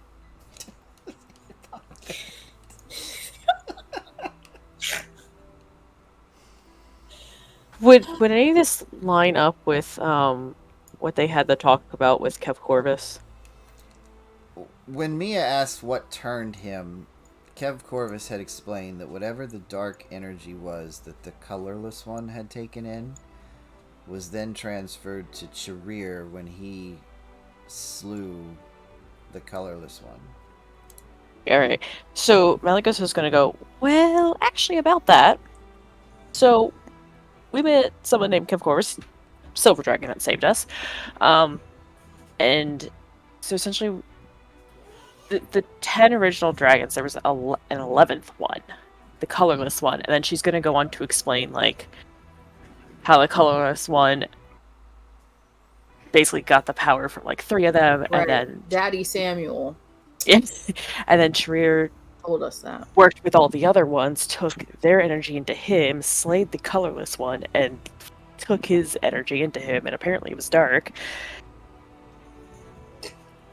This one could have been a shadow dragon or something. Some shit like that. I don't know how dragons work. Amber? And she just kind of looks at Mallory. How much of an expert on all dragons do you expect me to be? Me or Malagos? Well, I'm sorry, Mia. Whoever was like, "Hey, Amber, be an expert on dragons." Mia. Yeah. Obviously. Duh. And Amber goes on to explain what she believes happened in a strange voice that's ethereal and ever-knowing. So, here's... You guys have all the information. Okay, so here, I'm just going to lay it out to you. Colorless One went into the Shadowfell, found dark power, used dark power to slay parts of the original 11. With the blade, Black Razor, also from the Shadowfell, was able to devour the essence / energy benefits that the other ones had. Everyone that he killed, he gained their energy. So it's like adding more to a cup that's already got a drop of poison in it from the Shadowfell. When Charir gained the power of the other ones with the sword, and then slew the bad one, not only did he now have the entire powers of the 11, he also had that dark energy that was in him. And for years, he kept it safe, kept it harbored and controlled until something triggered it and it took over. And that's where Malagos would go, and I bet it has something to do with the fucking Star Spawn. Or something else, but it's just they're there. They're always fucking there. And at that point, Well, I think they're Amber, working together. And Amber, you would have a pretty good idea what happened that possibly would have triggered something. I've got a theory.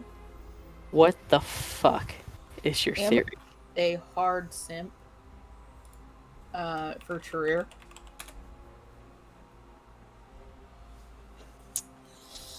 You know what? Nope. That's the important question right now. Let's just say that there was he had someone very, very important to him that left rather abruptly and took the eggs that he had been harboring and keeping safe with him and left no notes, no communications, just up and abandoned him. Wait, And was this someone named Sylvari? as soon as you say that, Amber gets very, very angry and just starts growling. Whoa, don't get pissed at me. What the fuck? Mia's like, I personally thought they were kind of fun when I met them, but Like, so Mia, that's a part of the thing that's actually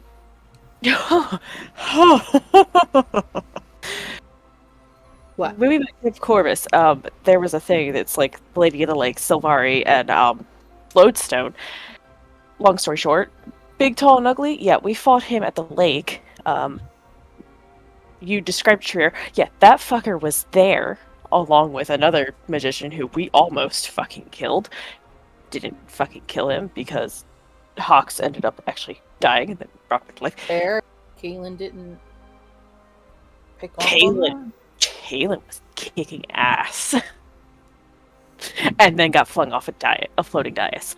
And Malagos is gonna go tell Mia about like how they were having that fight at the lake, how they ended up going breaking such lodestone, and then taking a trip to go into that one place where they put the lodestone back together, found the note message that was in the lodestone, and then goes on to explain the lodestone message, and then also explains how they found a teleportation circle that apparently takes them to the Wormblight Fortress, which is hell, and where they all almost died until Kepcorp saved them, and then we went. Mia's gonna sigh heavily and be like, Amber, I know you're not their biggest fan, but like, the mother dragon. That's how I met them. More growling. Are you telling me this man got pissy because mommy left? Not his mommy. Not his mommy. I mean, I would phrase it more eloquently, as in she had essentially abducted all of the eggs that he had saved and rescued and harbored, and then left with no note, cruelly broke his heart. But, you know. There was a note, though. There's gotta be a reason why she left. She wouldn't just, like...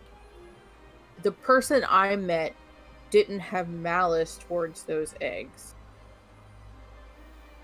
They took the eggs to keep them safe. Did she tell us, Doomer, why? I thought she did. Nah, she didn't tell you why she left. She was very vague about it. Right. Oh. She didn't like Jason. I thought that was hilarious. That is pretty. She gave me this pretty ring, so we're practically soul sisters.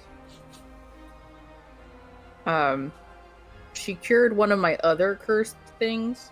I told you, Amber, I'm a magnet for curses. It's fine. I'm noticing that. I can't hate someone just because you hate someone, just because this guy who wants to end the world hates someone. Really feels bad to hate the same person he hates. Ugh.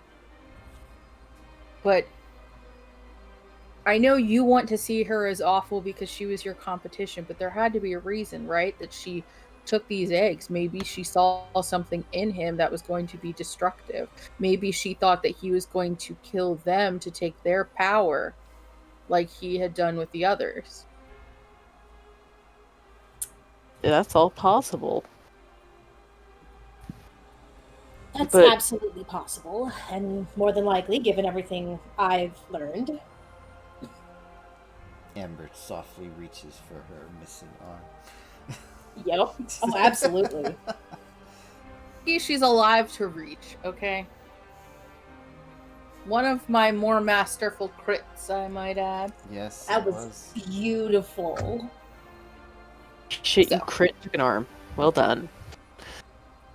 No, the crit's why I'm alive. Yeah. Oh, right. Well, damn, look at you crit and saving someone's life. Look at you go. Mm-hmm. Yeah, and you came back here, then it's all gone. I saved their life whilst they were in the middle of betraying me, but it's fine. We'll talk about it later. So, right, like, she's involved in a very vague kind of way to our story right now. But I really think that what she did is because she saw that she saved them. She saw this potential that he was going to do what he had done before. I mean, why wouldn't he, right? Like, he was on this quest for fucking power. Well, no, because originally the reason he took the power was because the colorless one was going to destroy shit, so he did it to save. How the fuck did he go from saving the world to now he wants to kill it? What the Because he took in the essence of the Shadowfell. Right. That now turned to me. Oh, God. Yeah. Took hundreds of years. But it worked. I could have lived for hundreds of years and then been his sidekick with Black Razor, because I would have been corrupted. And then I would be like, Amber, look at me, I'm closer to your friend than you ever were. This is still all while they're together in a party, right? Separate from everyone? Oh yeah, everyone's still there. Okay. So I think we need to figure out what to do with these soul crystals. That's our current now problem, because if someone can come along and collect, like, what if they wanted to collect that essence, right, and take it back to Boss Man?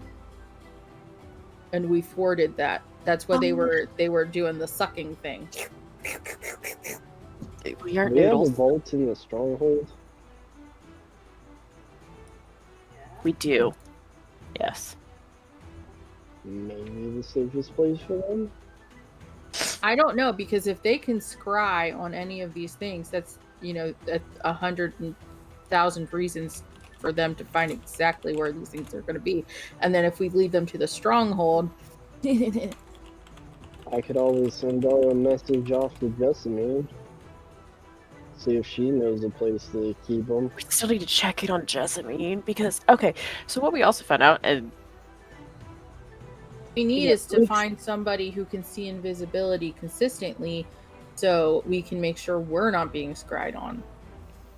actually, I mean, detect magic would tell us if we're being scryed on. If we think to use it that way. We also don't Can have it. I'm going to try to do that. Have you seen? I think it looks like an eyeball in the sky, like hanging above someone's It's head. like an orb. Yeah.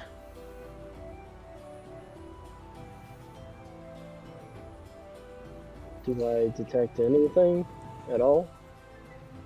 We're not together, so you wouldn't have known that we were Oh, talking I about. thought you said that we met up. Oh, I I'm thought sorry. you all gathered up when you found the No, I said crystals. we have to get back together. Oh. No, Oh. we had Sorry. so Hawks was telepathic linking and I have sending with Jason. That's why I split them up that way. Oh, okay. That's okay. Strategically. So I'm gonna telepathically tell them to meet us. Everyone meet up at Rufus Rest Tavern. Oh, Or poor what's left of Rufus. it. That was harsh. Sorry. Huh? As everyone gathers at Rufus's Rest Tavern, the building is still very well standing. The door's broken a bit, but it's still very odd to see such a place that has such wonderful memories of a bard sitting in the corner and a very large dog bed just by the door with no dog. I still cast detect magic just to be sure that everything is as normal as it could be in this situation. Hawks, as you cast Detect Magic, you see your friends light up with all their magic's items, and a strange, unfamiliar orb hovering over the group. Guys, Oh, Yes. there's an unknown orb right above us of magic. I think someone's Where? scrying on us. does anyone know Dispel Magic? Yes, I do. Point out where it is to me. I do as well, I thought. I think I was gonna handle holding someone. Go, fuck off. Spell magic on the wall. Alright, like the spell. Oh, Oh fuck yeah, I yourself. have it too, but I'm gonna let Malios do it. If I fail, you can go. Ugh. Scrying is a 5th level spell. Just let me know if you got it. Malios, I'll Oh, I could get have it guessed if you don't. more. I know. Make your Oh. ability check, Malagos. How do I do? Charisma check. Oh. Please, please, please. Fuck. Rip. Hawks, you still see it hovering there in the air. Malaga still has her middle finger up and it goes, well, shit. Fuck off, dude! Alright, roll your charisma check.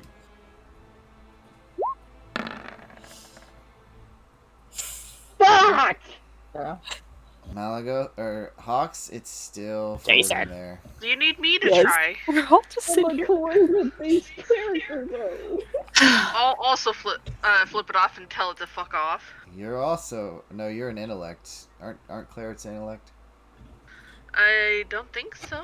or wisdom? What's your spellcasting ability? Wisdom. Yeah, Oh, wisdom it is check. wisdom.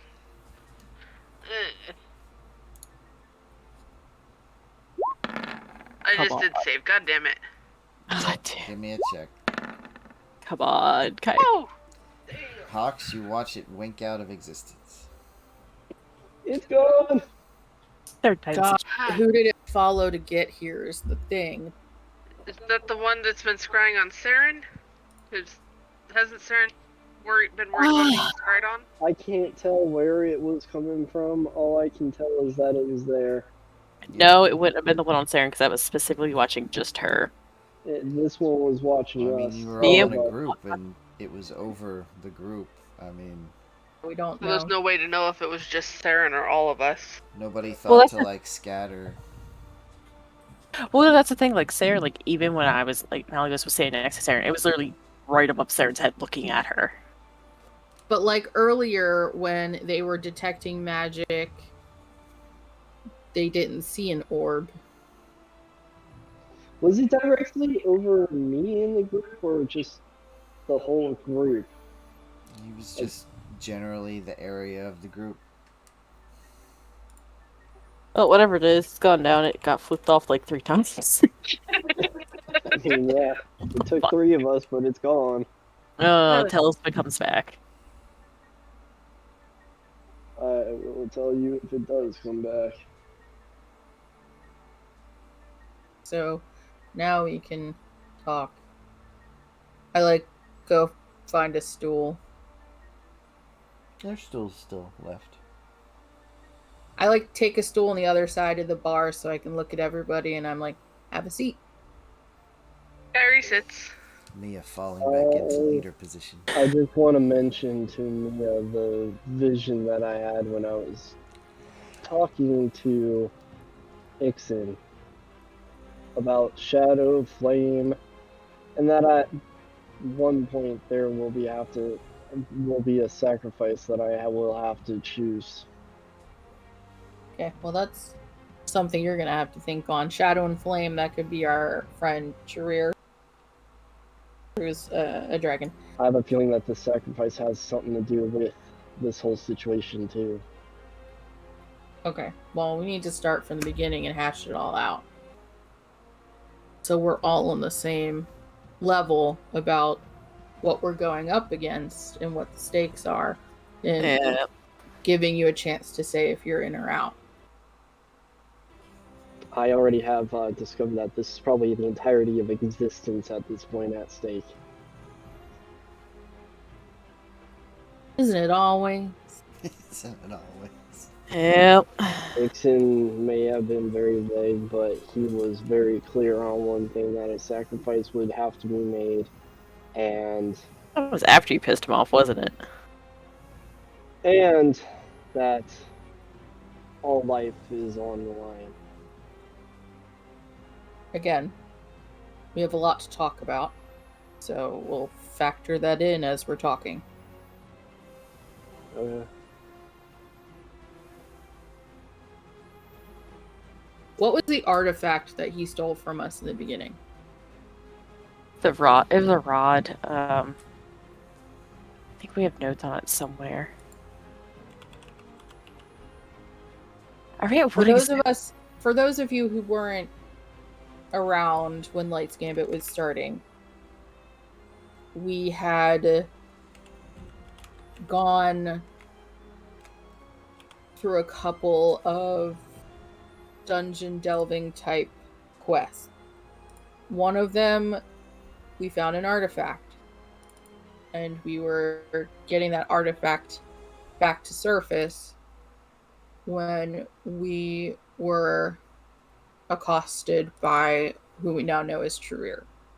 He took our artifact, he wiped our memories for a couple of weeks' time, and he left us there, not knowing what had happened. Fast forward, we handle the cultists. We stop Batty McBadbad from being resurrected by some dumb fucking idiots. And we take a break. That's where we all, besides Amber, come back because we're pulled in by that stupid fucking wizard who has a death wish. And if we choose who we save in this end of the world situation, I can tell you who I'm not saving. Amani. That motherfucker. Oh, shit. Amani brought us back to go on this quest to save the king. And this recounting is as much for Amber's sake as it is for me setting a timeline mentally. Very good. So Amani brings us to Davido. Dabido City. There's a festival. We're there to protect the king because word on the street is somebody is going to assassinate them. So we do recon. We meet a small man named Lanier, who is not here, and someone could tell me what happened when I'm done timelining out our bad. Lanier was in possession previously, upon our meeting, of a Varus lantern. Amber, you are very familiar with what that is. Oh yes, very. Yeah. familiar. So he had put the lantern in a machine to protect the Athenarium. Something in the Athenarium needed protecting, and they hired him to build something to do it. The machine had a mind of its own and escaped the Athenarium. Also, 10 points for me for remembering what that word was. Yes, I agree. 10 points for that. It escaped the Athenarium and was causing hell in the sewers of the city. So we were what we thought was commissioned by Lanier to go down and take care of this machine, and it ended up blowing up. Right in the middle of town. Yep. Right in the middle of town. The lantern was shot at by a mysterious figure on a roof. Yeah, I don't know if we ever figured that one out. Nope. I know we remember what kind of arrow it was. Figure on the roof shot the arrow blew up. The lantern. Major damage throughout the city. Turns out that the plot to kill the king was never really the plot to kill the king. It was spread as a diversion. Yep.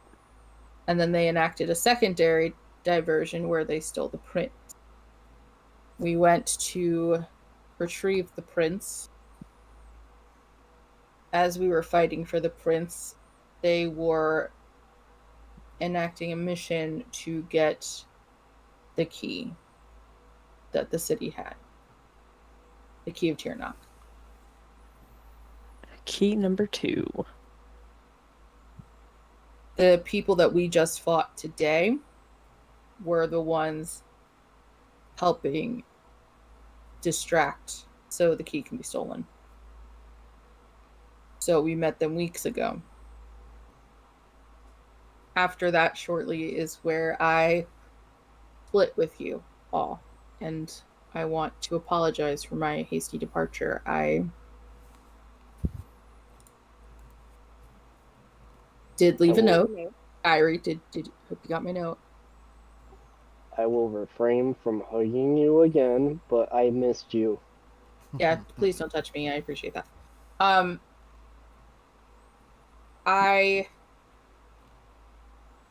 Something happened.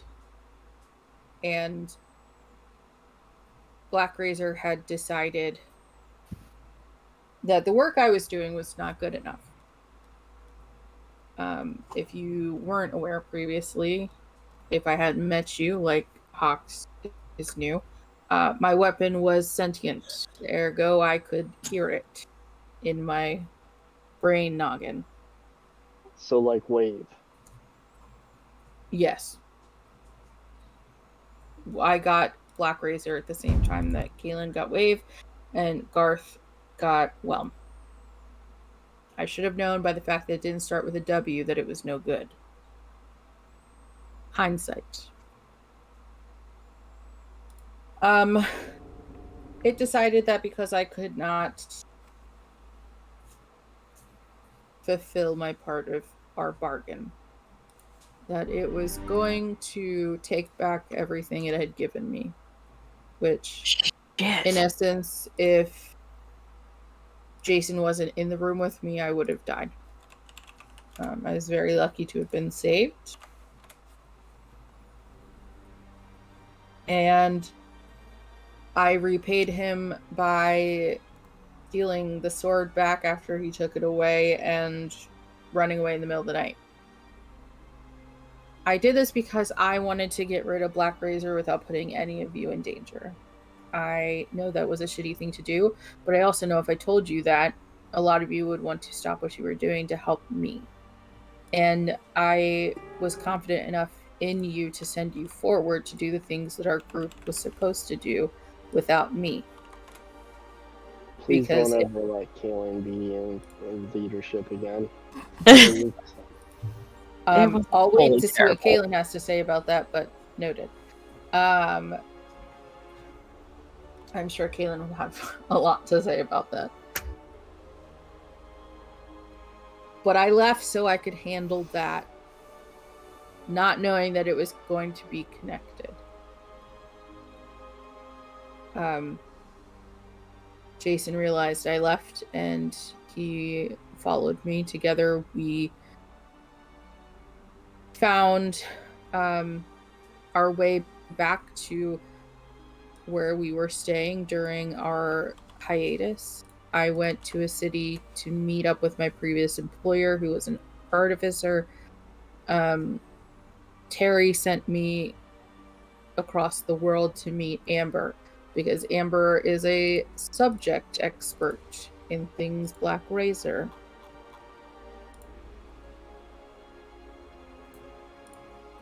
She just kind of grips the arm again. The missing arm. So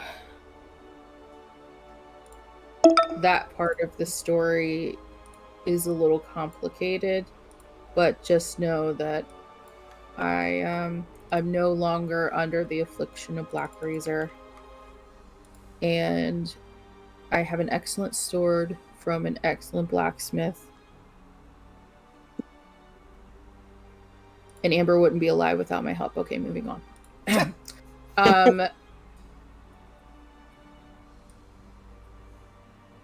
We were told in oh, right. You might be wondering what happened to Black Razor. That's funny. But what you need to know right now is that through no fault of mine, What happened? Charir has Black Razor. Oh, fuck. Well, that's just fucking lovely. We just heard how terrible that thing is. Oh, Yep, and how it shouldn't be in his position. Nope. How it shouldn't be in his position. Malagos is gonna look between Possession. Mia How and Amber. it shouldn't be in Charir's possession. I heard you, but why are you repeating this so many times? Malagos, if you look at Amber, you can see her steadily getting more and more annoyed and angry, but just like very hard trying to not say anything. Hawks is confused and concerned about Mia's health at this point because she It's repeated fine. the same thing. Malagos is gonna go. I just needed to double down on that for you guys. Malagos still looking at Amber's gonna go. I have a feeling that's on you, isn't it? We don't have to talk about it right now. Anyway, so Charir has the sword, and he's got 2 of the 3 keys. That happened. He gave us this fun little quip about how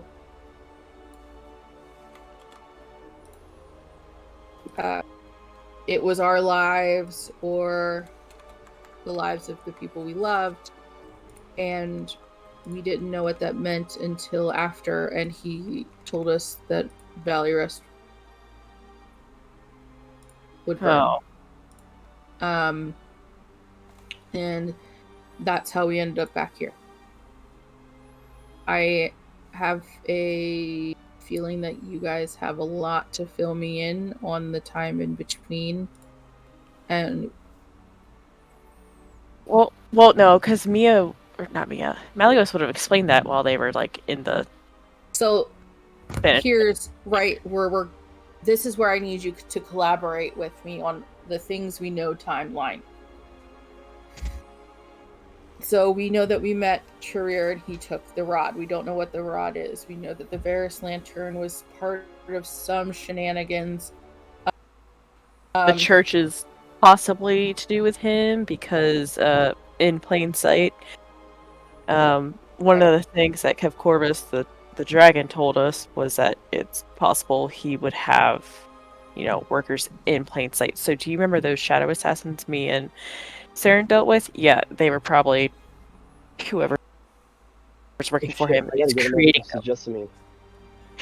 Yeah, which Jessamine was investigating the church for us, and the last thing she sent us was "Do not beware the church." So we were actually about to go back to the capital, check on her, when Kev Corvus basically just the best way to describe it is he had a seizure and said that he just felt a lot of possibilities vanish.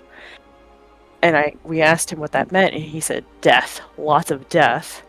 He described Valley Rest to us, and then he portaled us back from the air elemental plane. And then Kaylin and Hawks got us here as we ran into you guys.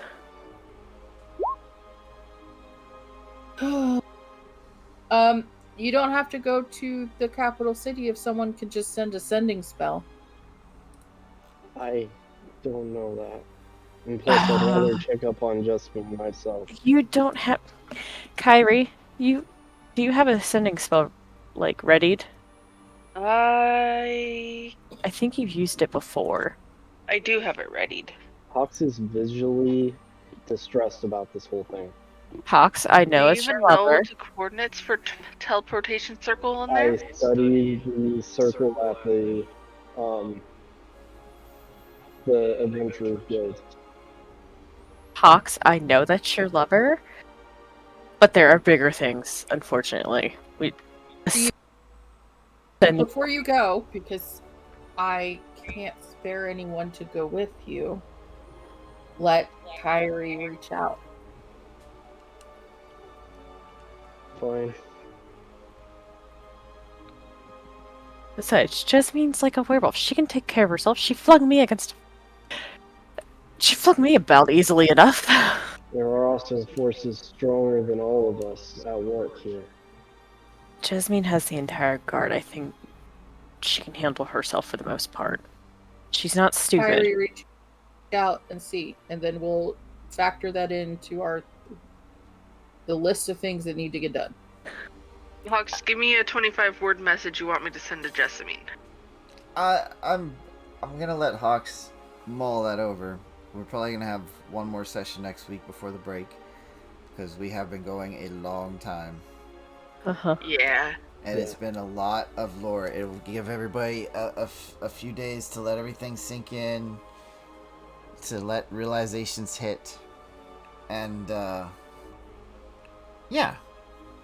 So for everyone watching, I'm just gonna smile and say there's 20 sides to every story. Roll for yours. Have a good night, everyone.